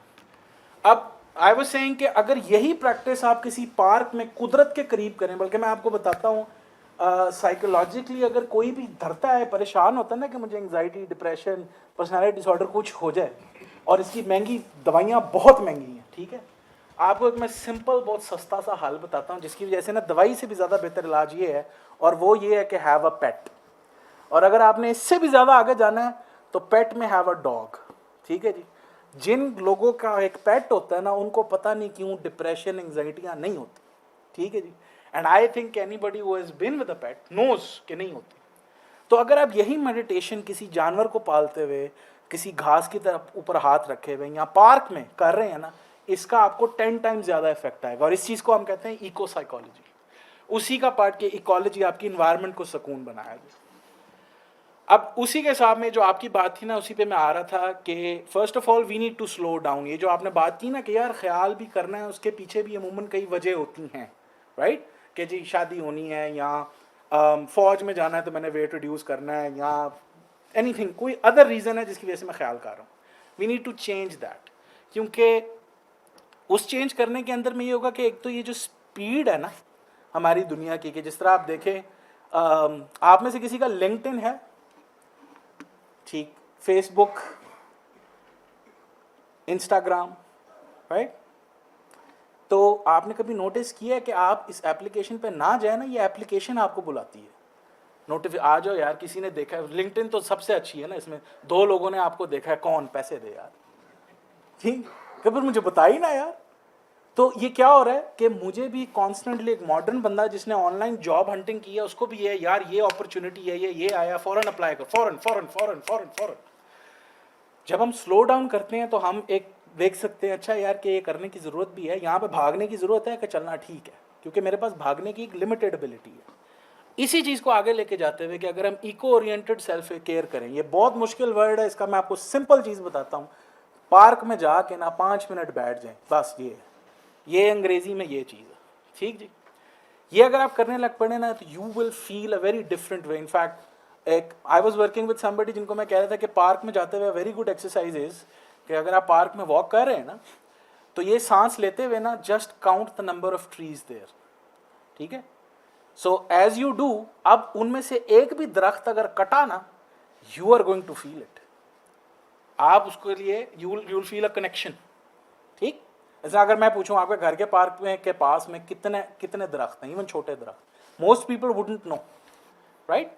तो हम लोग जब अपनी मेडिटेशन या ख्याल या साइकोलॉजिकल केयर को इकोलॉजी से जोड़ देते हैं, ecology is just the environment, तो we are going towards a very biological sort of care, क्योंकि हमारे जिस्म को ये ज़रूरत है। जो आपने कहा ना कि प्रिमिटिव मैन को तो ज़रूरत नहीं थी, सही बात है, उसको ज़रूरत नहीं थी, उसको तो नहीं था कि यार, उसको तो ये था शिकार करना, नहीं तो भूखे रह जाएंगे। उसको यही नहीं था यार, ये शिकार सही ना किया ना तो जॉब परफॉर्मेंस ठीक नहीं होनी, ठीक है। बीवी को मेरे इसी की खाल का वो जो कपड़े चाहिए थे वो नहीं बनने, उसने कहना है कि वो फलाने को देखो, ये बातें थी नहीं, राइट। तो उनकी जब हम हड्डियां देखते हैं और अपने आप से कंपेयर करते हैं, their bones were better, the primitive man was more healthy than us, ठीक। सो हम उसी की केयर प्रोग्राम को अगर यहाँ पे दोबारा अप्लाई कर दें, इसी के अंदर मैं आपकी बात को जो आपने पहले ही करवा दी मेरे से, वो ये है कि सेल्फ केयर एक नेसेसिटी है। अगर आप होंगे तो ही कुछ होगा, राइट। इसमें this is the way I ask this in therapy. आप में से कोई मुझे बता सकता है कि दिल सबसे पहले खून किसको देता है, किस ऑर्गन को खून देता है दिल? एनी? ब्रेन, सही बात है, सोचता है सब जरूरी है, ठीक है, but that's not true. Lungs में जाता है बिकॉज ऑक्सीजन उन्हें लेनी है, वहां से लेकर आए, that's also a good guess but it's wrong. नहीं, फिर कोई पंजाबी है? कोई पंजाबी नहीं है आप में से? चले आप हैं, क्यों? मैं अमूमन हंसता, मैं भी पंजाबी हूँ तो मैं हंसता होता कि हमारा होता है पेट। ठीक है, may be true for Punjabis but नहीं, ये भी ठीक नहीं है। चलो ये it was a trick question, ठीक है, क्योंकि दिल जो सबसे पहले जिस ऑर्गन को खून देता है ना, that is the heart itself. The heart first pumps the blood into itself and then to everybody else. और दिल के जितने भी मसले हैं ना, उसमें सबसे बड़ा मसला ये होता है कि वही आर्टरी जिसने अपने आप को खून देना होता है, अगर उसमें क्लॉग आ जाए ना, तो that is the biggest problem. So उसी तरीके से आपने यहाँ पर भी देखना है कि बाकी जो भी वजूहात जो भी आप कर रहे हैं ना जिंदगी में, you are the heart of it. अगर आपने किसी भी चीज़ का केयर करना है ना, क्लाइमेट चेंज का करना है, पॉलिटिकल पार्टी का करना है, मुल्क का करना है, इमिग्रेशन का करना है, किसी भी चीज़ का, वो तभी होगा जब सबसे पहले केयर जो है ना वो आप अपने आप को देंगे and then to everybody else. क्योंकि अगर ये चीज़ ख़त्म हो गई तो ये तो बिल्कुल भी नहीं रहेगा, right? So we have to reorient ourself over here. अब आते हैं हम साइकोलॉजिकल इसके ऊपर। एक it's a very good thing to know कि जब हम क्लाइमेट एंजाइटी को देखते हैं ना, सो इसके असरात क्या होते हैं? लोगों को पैनिक अटैक्स हैं, लोगों को डिप्रेशन है, इंसोम्निया है, जितने भी हमारी किताब है ना जिसके अंदर हम साइकोलॉजिकल बीमारियां लिखते हैं, वो सारी की सारी ऑलमोस्ट जो है ना वो इससे जोड़ रही होती हैं कहीं ना कहीं, ठीक है। लेकिन एक चीज़ हमने देखी है कि जिन लोगों में इको एंजाइटी होती है ना, वो लोग इको कंपैशनेट भी बहुत होते हैं। अब that means there are two sides of this. At the very extreme even suicidality, अपने आप को ख़त्म करने की बात तक पे लोग आ गए हैं इसी बात के ऊपर, स्पेशली द यंग। बट उसी के हिसाब से एक ये है कि ग्रेटा थर्नबर्ग, जिसको पता है she has a lot of eco anxiety, उस चीज़ को फील करके she has become eco compassionate. What is eco compassionate? Eco compassionate वो बंदा है जो इसी बात को मद्देनजर रखते हुए, इस परेशानी को देखते हुए ना, वो कुछ कर रहा है, something. Greta is protesting, raising awareness, ठीक है, आप बाकी लोग डोनेशंस दे सकते हैं, आप समथिंग। और इस प्रो इन्वायरमेंटल बिहेवियर में बहुत बड़ी बात पता है क्या है? वो ये है कि ये individual efforts are not going to bear any fruit. जैसे इफ आई से टुडे कि यार मैंने आज से गाड़ी चलाना बंद कर देनी है क्लाइमेट चेंज की वजह से, इसका इतना इम्पैक्ट नहीं होगा। मैं जितना अपनी कम्युनिटी से मिलके, यानी कि हम अगर मैं इस्लामाबादी हूँ या लाहौरी हूँ या कराची आइट हूँ या उसमें भी एक मोहल्ले का हूँ, अगर हम लोग मिल के कुछ करने की कोशिश करें ना, उसका ज़्यादा इम्पैक्ट है। तो जिन लोगों में इको एंग्जाइटी है ना, उनके अंदर में एक कम्युनिटी बेस्ड कोलेक्टिव एफर्ट करने की भी सलाहियत और चाहत बहुत ज़्यादा है। यानी कि वो लोग देख रहे हैं ऐसे लोग, ऐसे बच्चे, ऐसे अफराद जिनके अंदर में भी यही फीलिंग है, and they are collecting themselves कि हम मिल के कुछ करते हैं इसमें, ठीक है जी। अब यहाँ पे आते हैं फिर वही विक्टर फ्रैंकल वाली बात में जो मैंने आपको पहले कह दी, लेकिन यहाँ पे विक्टर फ्रैंकल बेसिकली सेज के मकसद लेने के ना ज़िंदगी में 3 तरीके होते हैं, ठीक है जी। ये उनकी किताब है, काफ़ी मशहूर हुई थी during the pandemic, man search for meaning, ठीक है जी। उसके अंदर में ही says that there are 3 ways to basically find meaning, ठीक हो गया जी। पहला वो है जो पाकिस्तान इंडिया में बड़े सगीर में तो प्रॉब्लम ही नहीं है, वो वही है जिसके ऊपर में बॉलीवुड ने हमारा ब्रेन वॉश किया था। वो ये है कि आपको मोहब्बत हो जाए, ठीक है जी, आपको मकसद मिल जाएगा, वो अच्छा हो बुरा हो वो बाद में देखेंगे, लेकिन मकसद मिल जाएगा। दूसरी चीज़ ये है कि अगर आप कोई बहुत प्रोफाउंड एक्सपीरियंस से गुजरें, जैसे कि जो बंदे ने पहली दफ़ा माउंट एवरेस्ट क्रॉस किया था, that was a profound experience, आपको ऐसी चीज़ एक मकसद दे देती है कि मैंने ये मकसद यहाँ दूसरों को बताना है या ऐसा एक्सपीरियंस लेना है। Then there is the third and the most important point, and वो ये है कि जब हम इनएस्केपेबल सफरिंग के सामना करते हैं, कोई ऐसी चीज़ जिससे हम भाग सकते ही नहीं है, ऐसा गम, जब उसका हम सामना करते हैं ना, वहाँ पे ही आपका मकसद पैदा होता है। और ये सबसे मजबूत पर्पज़ होता है। क्यों? क्योंकि डॉक्टर विक्टर फ्रैंकल भी इसी चीज़ के अंदर थे। 4 डेथ कैंप्स के अंदर में he lost his entire family, पता लग गया। उसके बावजूद भी जिंदा रहना is a very difficult thing, ठीक हो गया जी। अब डॉक्टर विक्टर फ्रैंकल यही कहते हैं कि जब आप इस सिचुएशन में आते हैं ना, तब आपका दिमाग जो जिस प्रोसेस से गुजरता है, वो प्रोसेस से गुजरने के बाद में there is a chance, there is a possibility कि अगर स्पेशली आप लोगोथेरेपी, इसी का नाम है, कि अगर आप इस प्रोसेस से एक अच्छे तरीके से गुजरें ना, इसको आप इसमें से हेल्दीली गुजरें, तो you will come across a very powerful purpose. अब इसी चीज़ को आगे लेके जाते हुए आते हैं कि इसी एस्पेक्ट को कहते हैं हम एग्जिस्टेंशियल एनालिसिस। बेसिकली जैसे मैंने आपको बताया कि global climate change is an existential threat, तो इसका आंसर भी एग्जिस्टेंशियल ही है, राइट, ताकि हम नाहिलिज्म की तरफ ना जाएं। तो एग्जिस्टेंशियल एनालिसिस की बेसिक अजम्पशंस ये हैं कि हर बंदा, चाहे वो माने या ना माने, वो एक फ़लसफ़ा नगार, ठीक है जी। अब फ़लसफ़ा नगार क्या होता है कि आप कुछ, ज़ाहिर बात है, कुछ चीज़ें मानते हैं, किन चीज़ों में आपका बिलीफ है, आपका एक नुक्ते नज़रिया दुनिया को देखने का, चीज़ों को देखने का, ये जब आप कर रहे हैं ना, आप एक फ़लसफ़ा नगार बन रहे हैं, ठीक है जी। और हर प्रॉब्लम की एक फ़िलोसॉफिकल डायमेंशन होती है, every problem has a philosophical dimension to it, ठीक है जी। मीनिंग ही सिग्निफिकेंट है, यस। हम रुक ही नहीं सकते इसको करने में। तो जब हम इस प्रोसेस में हैं तो it's an existential, it's a philosophical dimension है उसका। आप पाकिस्तानी होते हुए बड़ी सिंपल सी बात ले लें कि मसलन बहुत सारे लोग मेरे पास काउंसलिंग में आते हैं कि जी इमिग्रेशन करनी है। अच्छा यार, तो फिर पॉइंट्स अच्छे खासे हैं, आपके जवान बंदे हो, करते क्यों नहीं? यार इधर वालदैन का ख्याल कौन करेगा? This is a philosophical problem कि एक चीज़, दो चॉइसेस है, अब where am I stuck, right. इसकी सोल्यूशन हम कोशिश ही करेंगे प्रैक्टिकली। देखें, जो भी बंदा बात करेगा ना इसमें, देखो वालदैन भी तुम्हारे असल में तो तुम्हें खुश देखना चाहते हैं ना, वो चाहेंगे कि तुम बाहर जाओ, ठीक है जी। ये एक फिलोसॉफिकल पॉइंट ऑफ व्यू है। उसी तरीके से दूसरा बंदा कहे कि नहीं यार देखो, उन्होंने तुम्हें पाला पोसा इसलिए कि तुम कामयाब हो, तो तुम्हें जहाँ पे कामयाबी मिल रही है तुम जाओ, why are you stopping? This again is a philosophical point of view, ठीक है जी। तो इसमें से जब हम नेविगेट कर रहे हैं, अगर हम इसको एक फिलोसॉफिकल प्रॉब्लम की तरह देखें तो हमें प्रॉब्लम बहुत डिफरेंटली नजर आएगा, ठीक है जी।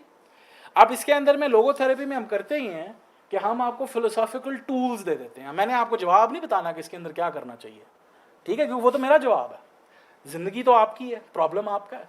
तो व्हाट इफ मैं आपको ये टूल्स दे दूं, और मैं एंड में ना कुछ टूल्स का आपको बताऊंगा। मैं आपको कुछ टूल्स दे दूं कि ये टूल्स हैं, इनके थ्रू में आप कर सकते हो। जैसे फॉर एग्जांपल फिजिक्स के पास में साइंटिफिक मेथड है, वो उसका टूल है, जो प्रॉब्लम आती है वो उसको पकड़ते लगाते हैं, आप सोल्यूशन की तरफ आते हैं। उसी तरीके से जब हमें प्रॉब्लम आ रहा है, व्हाट इफ हमारे पास में फिलोसॉफिकल टूल्स हों उस प्रॉब्लम को देखने के, यार अच्छा मैं इसमें से जवाब कैसे निकालूं। और इसमें से सबसे अहम पॉइंट ये आता है कि हर फील्ड ऑफ स्टडी जो है ना, लिटरेचर है, साइंस है, फिजिक्स, बायोलॉजी, साइकोलॉजी, सारी, they are looking for answers. हर जो भी प्रोफेसर साहब है ना, वो जवाबों की खोज में, ऐसे ही है। हर रिसर्चर यही कर रहा है ना। एक हिस्टोरियन का क्वेश्चन है कि जी अच्छा कि फॉर एग्जांपल इलेक्शंस ये कब हुए, कैसे हुए, कौन बंदा पावर में है, ये क्वेश्चन है, और एक हिस्टोरियन इसका आंसर देख रहा है, राइट। इनमें सबसे डिफरेंट है फिलोसोफर, क्योंकि फिलोसफी के अंदर में we need to come up with the right questions rather than the right answers. अब आपने नाहिलिज्म की बात की, तो वो यही होता है कि बहुत सारे लोग जब भी मुझे कहते हैं ना कि देखें जी अभी मैं इतना जवान हूँ, मैं 20 साल का हूँ और ये क्लाइमेट चेंज आ रहा है, ये प्रॉब्लम है, मेरा इसमें क्या कसूर है, ये फेयर बात नहीं है। तो इसमें अगर मैं इसके व्यू से जाऊँ तो मैं ये कहूँ कि आपको क्यों लगता है कि फेयर होना चाहिए? Why did you assume that the world is fair? That is a philosophical question. तो अगर हम फेयरनेस की एक्सपेक्टेशन खत्म करें तो हमारा सवाल ही डिफरेंट हो जाता है कि अच्छा अब क्या ये फेयर नहीं है, तो कुछ भी फेयर नहीं है। अच्छा फिर प्रॉब्लम क्या है? क्लाइमेट चेंज हो रहा है। अच्छा मेरी ज़िंदगी में प्रॉब्लम है, ओके अब क्या करें? यार अब फेयर नहीं है तो फिर क्या करना? हाँ फिर तो कुछ करना चाहिए। हमारा क्वेश्चन ही बदल गया विद दैट। तो जब हम राइट क्वेश्चन की तरफ आते हैं ना, तो द आंसर्स और the way forward becomes very easy. तो उसी तरीके से अगर आप इसको क्लाइमेट चेंज में लेकर जाएं तो हम लोग ये देखें कि अच्छा हम क्वेश्चंस क्या पूछ रहे हैं। बहुत सारे लोग अभी इस वक्त कोई अगर पेट्रोल एग्जीक्यूटिव या किसी पेट्रोलियम में काम कर रहा है, उससे भी पूछे ना क्लाइमेट चेंज हो रहा है, वो मोस्ट लाइकली वो हाँ हो रहा है। यार इसको रोकना नहीं चाहिए, रोकना भी चाहिए।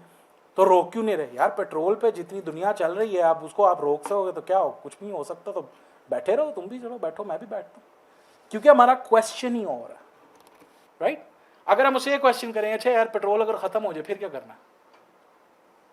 इवेंचुअली जब खत्म होना ही है, हमने कुछ ना कुछ करना है, तो अभी से क्यों ना कर लें? That is a very different type of a question, ठीक है जी।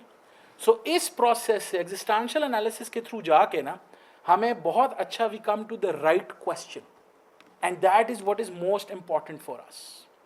अब इको साइकोलॉजी के हिसाब से और giving you an example of existential analysis, ठीक है जी, कि हाउ डज इट वर्क. मेरे ख्याल से इसको एंड में करते हैं ताकि I just complete the presentation, तो I will come back to this. ठीक है जी. अब हम आते हैं टुवर्ड्स द सोशल एस्पेक्ट.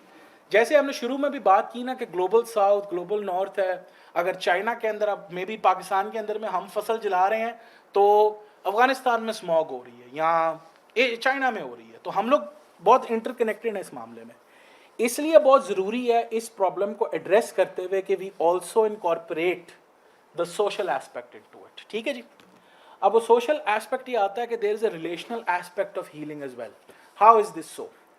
इस वक्त में कई गांव पाकिस्तान के अंदर में चल रहे हैं जिनके पास फ्लडिंग हुई है या ड्राउट चल रहे हैं, कोई प्रॉब्लम चल रहा है, जिसकी वजह से वो ज़मीन जो लोगों की जदी पुश्ती थी वो उनको छोड़नी पड़ रही है.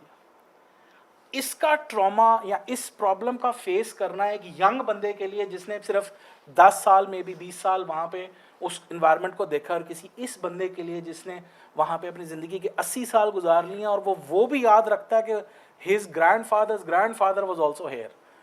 इस बंदे के लिए ये transition is a nightmare, right.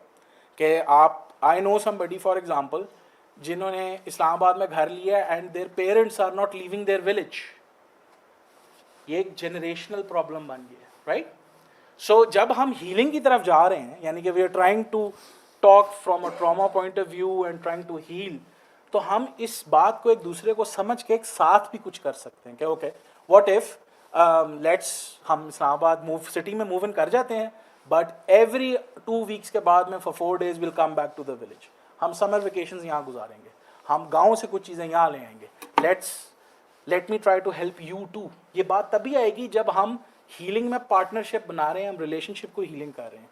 उसी तरीके से as far as a counsellor बहुत सारे यंग कपल्स हैं इस वक्त में, जो लोग आपने देखा होगा कि लोग इमिग्रेशन की तरफ या इवन इंटरनल माइग्रेशन बहुत ज़्यादा हो रही है.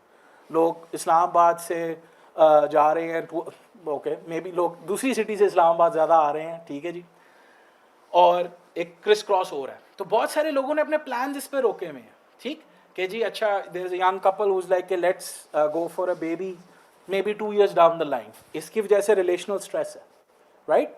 फैमिलीज का प्रेशर है, कल्चर का प्रेशर, जो भी है. बट इसके अंदर में अगर अकेले इस प्रॉब्लम को देखना है और साथ मिल के देखना है, में ज़मीन आसमान का फ़र्क है.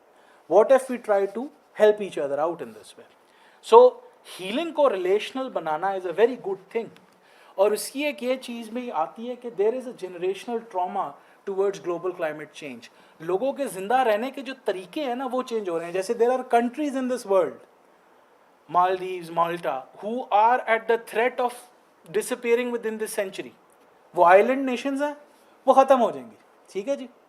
हो सकता है कराची बहुत हद तक रहने के लायक ना रहे. अब जो लोग वहाँ पे रहे हैं उसकी कितनी तारीख है, ये कितना बड़ा प्रॉब्लम है. ये एक आपकी हिस्ट्री ख़त्म होने लगी है इस बात में. So there is a huge part of generational trauma.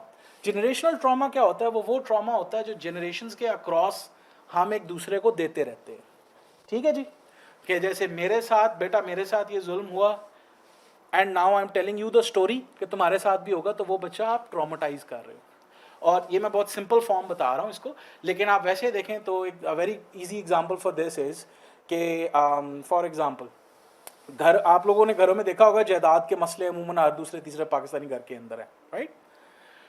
कभी आप उन लोगों की बात सुने ना तो they trace back this problem to a family member. तुम्हारे दादा ने फलाने से ये किया, इस वक्त में उसका बेटा जो है वो उसके बेटे से लड़ रहा है, और इसके पोते को भी तैयार किया जा रहा है कि वो भी जो है ना आगे जंग कैरी ऑन करेगा. ये जनरेशनल ट्रॉमा, ठीक है जी. घरों में कई दफ़ा मैं let's go for a funny example कि फॉर एग्जांपल एक बच्चा जा रहा है और उससे ग्लास गिर जाता है और उसकी माँ को कहती है तुम्हारे बाप से शादी करके मैंने जो ज़िंदगी. अब ये बच्चा सोच रहा है यार बग्गा यहाँ गिरा है और वो हम हिस्ट्री में गए हैं. ये है जनरेशनल ट्रॉमा, ठीक है. कि अच्छा अब वो भी आगे कह रहा है यार अब्बा जी आप ठीक बंदे नहीं हो, क्यों? क्योंकि मेरे से आज ग्लास गिर गया था और मुझे आज पता लगा ये आपका कसूर है, ठीक है.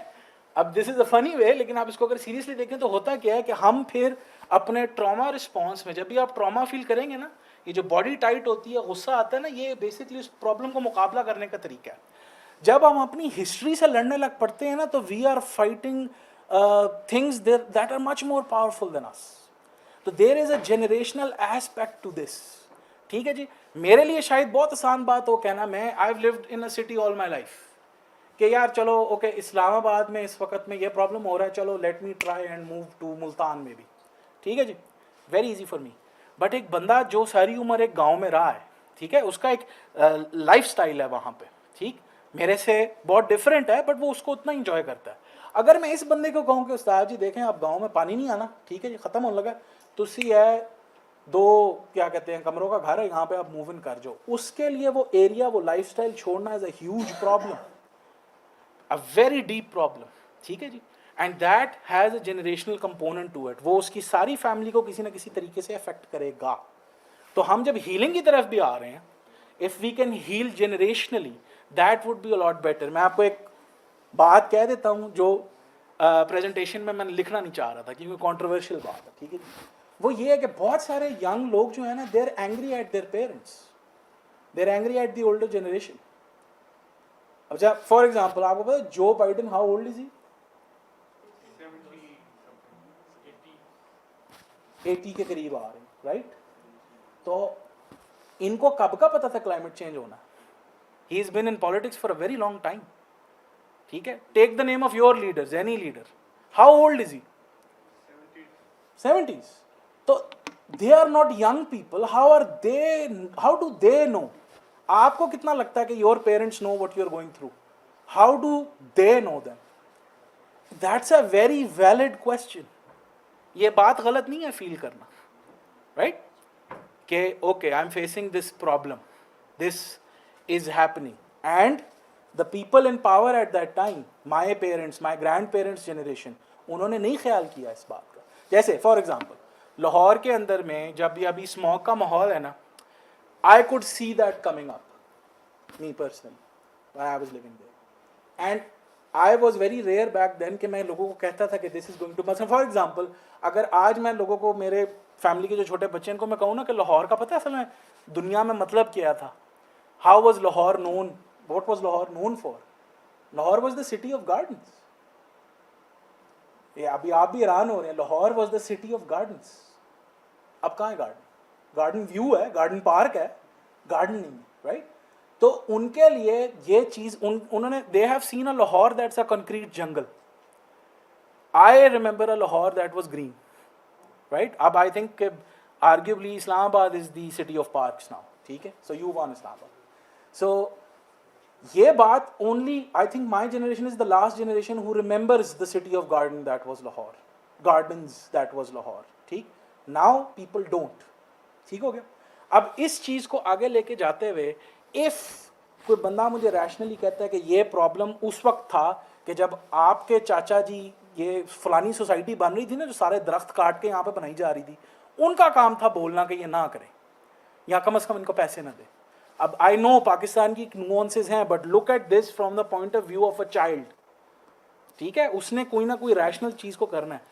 इस चीज में जाना गलत नहीं है, टू के okay fine, what do you feel, let's go forward. क्योंकि हर एक हेल्दी ओल्डर जनरेशन का बंदा यही चाहता है कि the young learn from their life, right? So this is not a bad thing to go against, और इसमें कुछ बहुत डिफिकल्ट कॉन्वर्सेशंस हैं।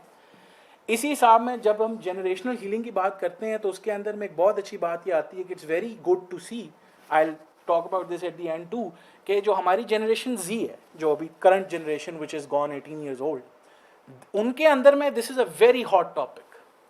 एंड उसके अंदर में आप देखें कि अभी भी वर्ल्ड वाइड प्रोटेस्ट वगैरह सब कुछ बहुत ज़्यादा हो रहा है, and this is the world over, right? So that's a good thing. और as if we are older, हम जिस मर्जी जनरेशनल पॉइंट ऑफ व्यू में, even somebody who is younger, हम लोग कलेक्ट होके कुछ ना कुछ ज़रूर कर सकते हैं, even if we fail, at least we tried. ठीक?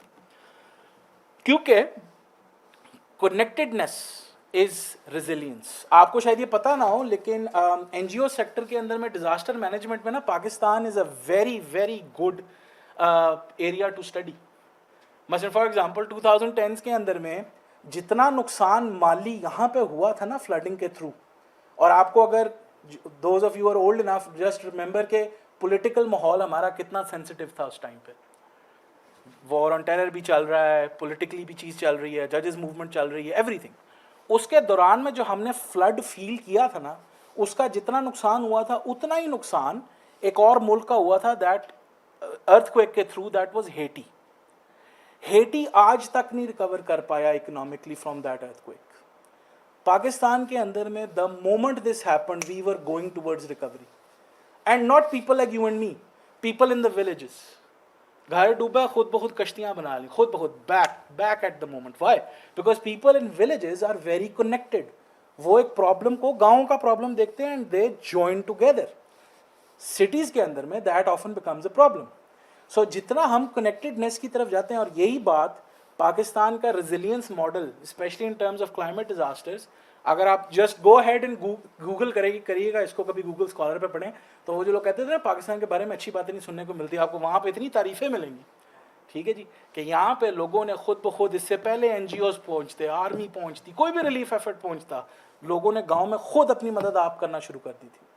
And that's how Pakistan was able to recover from such a massive destruction. के अभी मैं अमूमन when I have told people 2010 का फ्लड, तो उनको इट्स अ वेरी, आज हाँ यार वो हुआ, कुछ याद है.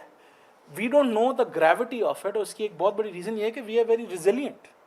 इसके कुछ नेगेटिव एस्पेक्ट्स भी हैं कि रेजिलियंस ये नहीं है कि अनलिमिटेड होती है कि बार बार जो मर्जी की जो बंदे के नाल कि ठीक है जी रेजिलियंट है, कुछ नहीं कर लेगा. That's not what it means. But what it means is कि हम इस स्ट्रेंथ को रिकग्नाइज करते हुए अप्लाई कर सकते हैं, राइट. अब as far as studying this, in my personal view, I think what we first have to do is to reimagine hope. Hope cannot be something abstract. ठीक है जी, कि यार फ्यूचर हो जाएगा ठीक, बस चिल. अगर हम होप को इस हिसाब से लें कि अच्छा यार किसी ने ठीक करना नहीं है, हमने ठीक करना है, लेट्स रीइमेजिन दिस. कि what does hope mean? Hope means कि मेरे लिए ये problem is alive and well and I am doing my best against it, and I have other people around me for it as well. अगर मैं fail हो गया तो there is a whole ये क्या कहते हैं full effort behind me or filled with an army of people who are very deeply into it. We are the hope, right? And we do something about it. The next point which may be very interesting for you is that कि apocalypse, ये जो क़यामत है ना, ये हो चुकी हैं बहुत दफ़ा दुनिया में in a very different way, not taking the religious concept. अगर आप में से कोई हिस्ट्री का इंटरेस्टेड है तो एक बिल्कुल जिस तरह अभी हम सिविलाइजेशन देखते हैं ना कि अच्छा पहले यूरोप थी एक ताकत, अब अमेरिका बन गई है, एक रशिया, इधर एक वर्ल्ड, एक कनेक्टेडनेस विद हिस्ट्री है. ये कनेक्शन अगर आप किसी हिस्टोरियन से पूछें ना तो शुरू होता है फ्रॉम द ग्रीक्स आए, सिकंदर आया, सिकंदर, Persia, on and on, colonization. इससे पहले की जो दुनिया थी ना, it was called the bronze age, जिसके अंदर वो सिविलाइजेशंस थी जैसे पुराना इजिप्ट है, सुमेरियंस हैं, सब. 1187 BC, that's more than 1000 years even before Jesus Christ was born. ये सारी की सारा जो निज़ाम था इट कोलैप्स्ड, और उस कोलैप्स में भी suspected global climate change event ही है. For some reason countries, empires as deep and as well connected as we are today, for some reason just fell in a century. Indus Valley civilization is also an example of this. Indus Valley civilization, जिसको जो हमारे areas की वो Indus valley है, वो भी climate change की वजह से ही ख़त्म हुई थी. क्योंकि there were two rivers, the Indus, Ganga के बीच में एक सरस्वती रिवर जाता था, that was monsoon fed. Rain patterns changed, that river dried up, and that's how the civilization slowly over time melted away. तो ये जो cycles of apocalypse है ना, ये climate change जैसी problem, ये तारीख में पहले भी हुए हुए हैं. प्री हिस्ट्री के अंदर में there was a ice age, हम सब are survivors of an ice age, ठीक है, that lasted up to the last 1000 years, the last 10,000 years. तब वो ख़त्म होना शुरू हुई थी. ये अभी भी सियाचिन वगैरह के ग्लेशियर्स वहीं के पड़े हुए हैं, राइट. तो उसकी वजह से ख़त्म नहीं हुआ, right. And I build on to the next point of it. Why is this very important for us to have a narrative, a sense of what is happening to us, ताकि we can make a sense of what we are going to do.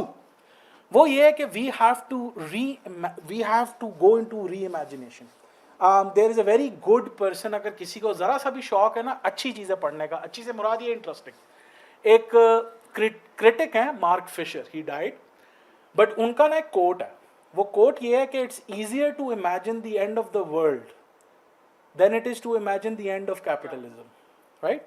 So what does that mean? That means कि अभी बहुत सारे लोगों से जब मैं पूछता ना कि अच्छा क्लाइमेट चेंज होगा, क्या होगा, उनका जो वर्ल्ड व्यू कोलैप्स का एक व्यू है ना, वो ये कि जिंदगी जैसी अभी है ना नहीं रहेगी, कि the modern life, this life where I can, मसलन for example cell phones cause a huge amount of pollution, they are massively polluting, इनके जो resources extract होते हैं लिथियम कोबाल्ट वगैरह वो बहुत pollution heavy हैं, इनको dispose of करना बड़ा मुश्किल है, ये environment को बहुत pollution करते हैं।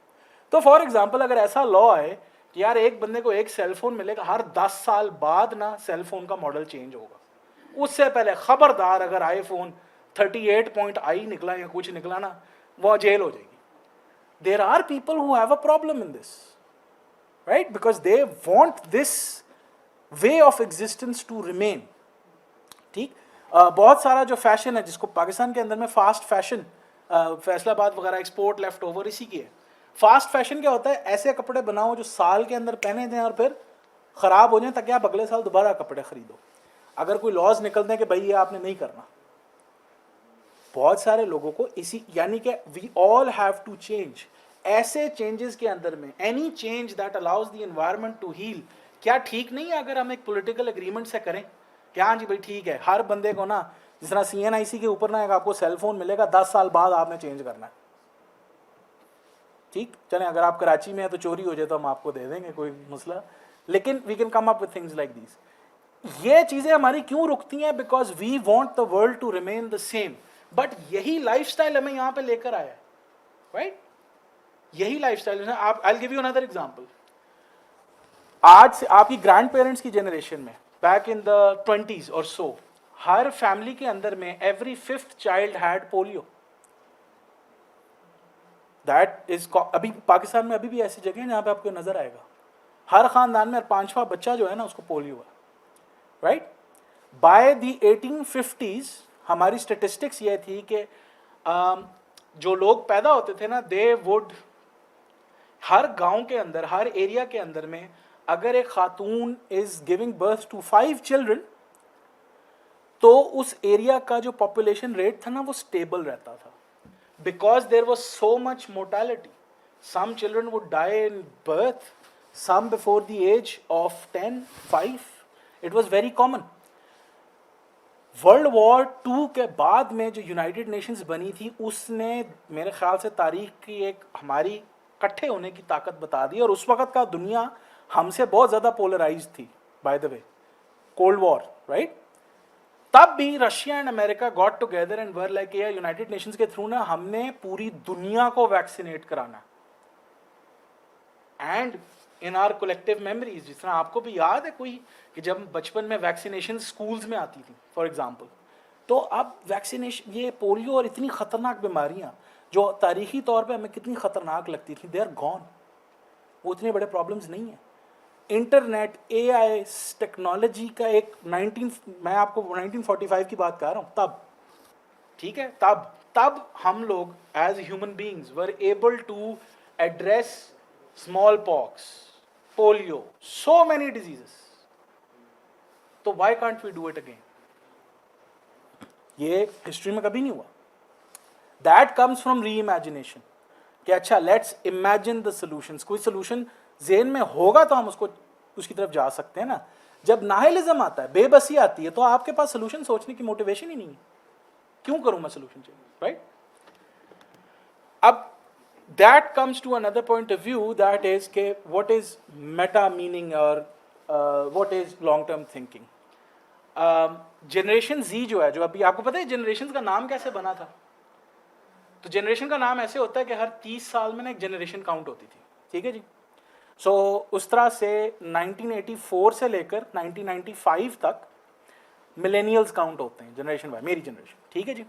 इस दौरान में आप पैदा हुए हैं तो आप इस जनरेशन का पार्ट। तो जनरेशन Z ने बनना नहीं था, बट हम लोग जब रिसर्च करें हम देखें कि अच्छा यार एक साल, इस साल के बाद जो लोग पैदा हुए हैं ना, उनके हरकतें बहुत डिफरेंट है और एक कलेक्टिव किस्म का एक उनमें ना एक रुझान नज़र आ रहा है। वो जनरेशन बनती है from 1995 to 2010। That generation is called generation Z. पहले शुरू में उसको कहते थे आईफोन जनरेशन, क्योंकि ये वो बच्चे हैं जो इंटरनेट को साथ में लेके, मैं आपको एग्जांपल बताता हूँ कि मुझे ना बचपन में बहुत जल्दी इंटरनेट पे मैं चला गया था, which was not a good idea, but मुझे बड़ा एक शौक होता था, मैं एक्सपर्ट होता था कि ना ये जब तब, ये मैं आपको तब की बात बता रहा हूँ, लेट 90s, ठीक 99 2000 2001, कि इंटरनेट पे सर्च करना ना एक आर्ट होती थी कि आप एक ब्राउज़र खोल के ना आप MSN पे कर रहे हो, एक आप गूगल पे कर रहे हो, एक आप याहू पे कर रहे हो, और एक बड़े लोग ऐसे जाने चाहते थे यार कि मुझे ये पेपर चाहिए, कुछ चाहिए, मालूमात बता कहाँ से मिलेगा। जिस तरह से एक मोहल्ले में नहीं होता बंदा फलाने के पास जाना है, वो यूँ रास्ता बताता है, इधर इधर इधर इधर, डन। अब बच्चे अमूमन ये कह रहे होते हैं यार नहीं मिल रहा, गूगल कर लो। There are, I have met people who are surprised जब उनको कहता था कि एक वक्त होता था जब गूगल वॉज नॉट कूल, ठीक है, याहू पे होते थे, याहू मैसेंजर था, ये था वो था, राइट। तो ये जनरेशन वो है which has been born into this, और इस जनरेशन का एक और नाम जो अब दिया जाता है ना, they are called the climate generation. इस जनरेशन ने इसी प्रॉब्लम के अंदर ना अपनी सारी ज़िंदगी गुजारनी है। एंड आई से टू देम कि I think every problem should be seen as a solution. पता है क्यों? क्योंकि मसलन फॉर एग्जांपल आप इजिप्ट की हिस्ट्री किसी ने अगर पढ़ी हो, या ये जो पुरानी हिस्ट्री है, अभी हमने ब्रॉन्ज एज की बात की, तो जो लोग पिरामिड्स बना रहे थे ना, दे न्यू कि हम अपनी ज़िंदगी में शायद पिरामिड देख ना पाए, they were still able to invest into that. क्या आज हम लोग किसी ऐसी जगह पे इन्वेस्टमेंट कर सकते हैं हैवी कि यार यहाँ पे ये चीज़ बनाओ जो मैंने नहीं देखनी, but my kids would see it. ये long term thinking is gone from our eras. Last आपको कब याद है कि दुनिया के अंदर एक बहुत बड़ा मॉन्यूमेंट बना हो जिसको लोग जाके देखना चाह रहे हैं? Countries don't do that anymore, है ना। लास्ट आई थिंक तारीख में जो लास्ट है that is either the Eiffel tower और दी क्या कहते हैं स्टैचू ऑफ लिबर्टी। उसके बाद में वंडर्स बनाने का हमारे पास में ख्याल ही नहीं रहा, क्योंकि यार मैंने नेक्स्ट 5 साल तक इलेक्शन आना है, पाकिस्तान है तो चले उससे भी कम, मैं क्यों इसमें इन्वेस्टमेंट डालूं यार, राइट। ये थिंकिंग सिर्फ हमारे हुक्मरानों एलीट्स की नहीं है, हमारी भी है कि यार why think in such long terms, right. So we need to inculcate that thinking back, और ये थिंकिंग बैक आती है through meta meaning. What is meta meaning? Meta meaning ये है कि जिस तरह आप देखें, दैट डिपेंड्स ऑन कि आप दुनिया को देखते कैसे हैं, लेकिन मैं आपको वैसे बताता हूँ कि जब 1990 the year I was born 1991, जब सोवियत यूनियन कोलैप्स हुआ ना, मुझे तो उसकी मेमोरी नहीं है, but that was a beginning of a new world. उस वक्त में लोग कहते थे कि अब ना यार ये जो बहस है ना कि कौन सा सिस्टम बेस्ट है, कौन सा पॉलिटिकल सिस्टम बेस्ट है, कौन सा इकोनॉमिक सिस्टम बेस्ट है, ये आर्ग्यूमेंट खत्म हो गई है, we have won. So that is the end of history. अब ना हमने बस इसी चीज़ को दुनिया में फैलाना है, राइट। तो आप हर मुल्क से पूछें, आप किसी भी मुल्क का ना आप न्यूज़ चैनल खोलें और इंग्लिश क्या कहते हैं कैप्शन ऑन करें, तो आपको हर मुल्क की ना सेम आर्ग्यूमेंट समझ आ रही होगी। जीडीपी यहाँ चला गया, इसको प्रॉब्लम है, ये प्रॉफिट, ये that is it, right. So that is our meta meaning, यानी कि हम सब एक पूरी दुनिया मिलते हुए इसी की तरफ जा रहे हैं। सो अगर हम इस मीनिंग को चेंज करें कि अच्छा यार फॉर एग्जांपल, अब जिस तरह यूनाइटेड नेशंस अब उस चीज़ को करने की कोशिश कर रहा है कि सस्टेनेबल गोल्स हो, आपने इकोनॉमी ऐसी बनानी है जो सस्टेनेबल हो। अब जिस तरह मैं आप लोगों को बहुत दफ़ा मैं बताता होता हूँ कि Pakistan was one of the first countries जिसने अपने ओन पे गवर्नमेंट इनिशिएटिव के बगैर में ना सोलराइजेशन शुरू कर दी थी। वापडा का मसला आया 2007 से, राइट, नहीं हुआ ठीक। क्या हुआ? बहुत सारे आप हैदराबाद सिंध साइड पे जाएं, केपी जाएं, एनीवेयर वेयर वापडा इज नॉट सेटिस्फैक्ट्री, लोगों ने खुद ब खुद अपने बलबूते पे ना पूरे मोहल्ले जो हैं वो सोलर पे चले गए हैं। The government just needs to add incentives to it, ठीक हो गया। सो ये क्या है कि उनके अंदर में they are coming up with solutions themselves, we just need to enhance people. Sustainable goal ये होगा कि ठीक है जी, आपके पास अगर इतना पेट्रोल भी पड़ा हुआ है ना, आप रहने दें उसको वहीं पे, this is a solution for you and will help you, ठीक जी। We need to come towards that sort of thinking. And there is a concept from, ये जो हम टूल्स की बात कर रहे थे ना, तो एक अगर कोई नीचे का फ़ैन है, फ्रेडरिक नीचे का, तो नीचे is a very underrated psychologist actually. I don't know how good of a philosopher he is, but he's a very good psychologist. उसका एक concept है अमोर फती. वैसे आपको ये word देख के क्या लगता है, क्या होगा? फती का word आप लोगों को पता हो जाएगा. Fatality. It's basically the root word of fate. And there are some people who even argue कि फातिहा और ये सब भी ना, it's the same word. Amor is Latin for love. So amor fati means lover of fate. So what is a lover of fate? A lover of fate is this. I'll just leave you with a question. आप आज जो हैं, सबसे पहली बात ये है कि आप आज खुश हैं कि नहीं हैं, जो आप हैं, ठीक है जी? And based on my practice, most people don't agree with that. कि I'm not happy with who I am. But let's say if you are, ठीक है जी? So you are not just a product of your successes. You are also a product of your failures. Equally so. Equally so. आप जिंदगी में जो कुछ भी कर पाए ना, जैसे मैं for example take any person, ठीक है जी, they have gone through a series of successes and failures, ऐसे ही है. एंड आप किसी एक यंग बंदे को बात करें आप, या इवन खुद से करें, फेलियर से हमें कितना डर लगता है, राइट? और उस फेलियर की डर की वजह से हम बहुत सारी चीज़ें करते नहीं हैं. अ lot of people in climate change, specially the younger generation, से कि हमने कामयाब नहीं होना इस लड़ाई. That's why we are not going to fight it. So are you fighting because you are going to win? क्या वो बंदा जो सिर्फ तब लड़ता है कि जब वो जीतता है, क्या वो वाकई बहुत अच्छा लड़ाकेबाज है? Compare that to a person who's fighting just for the sake of fighting. कि नहीं यार, I believe in this, whether we fail or we succeed, I am still going to do it. That concept is a more fati.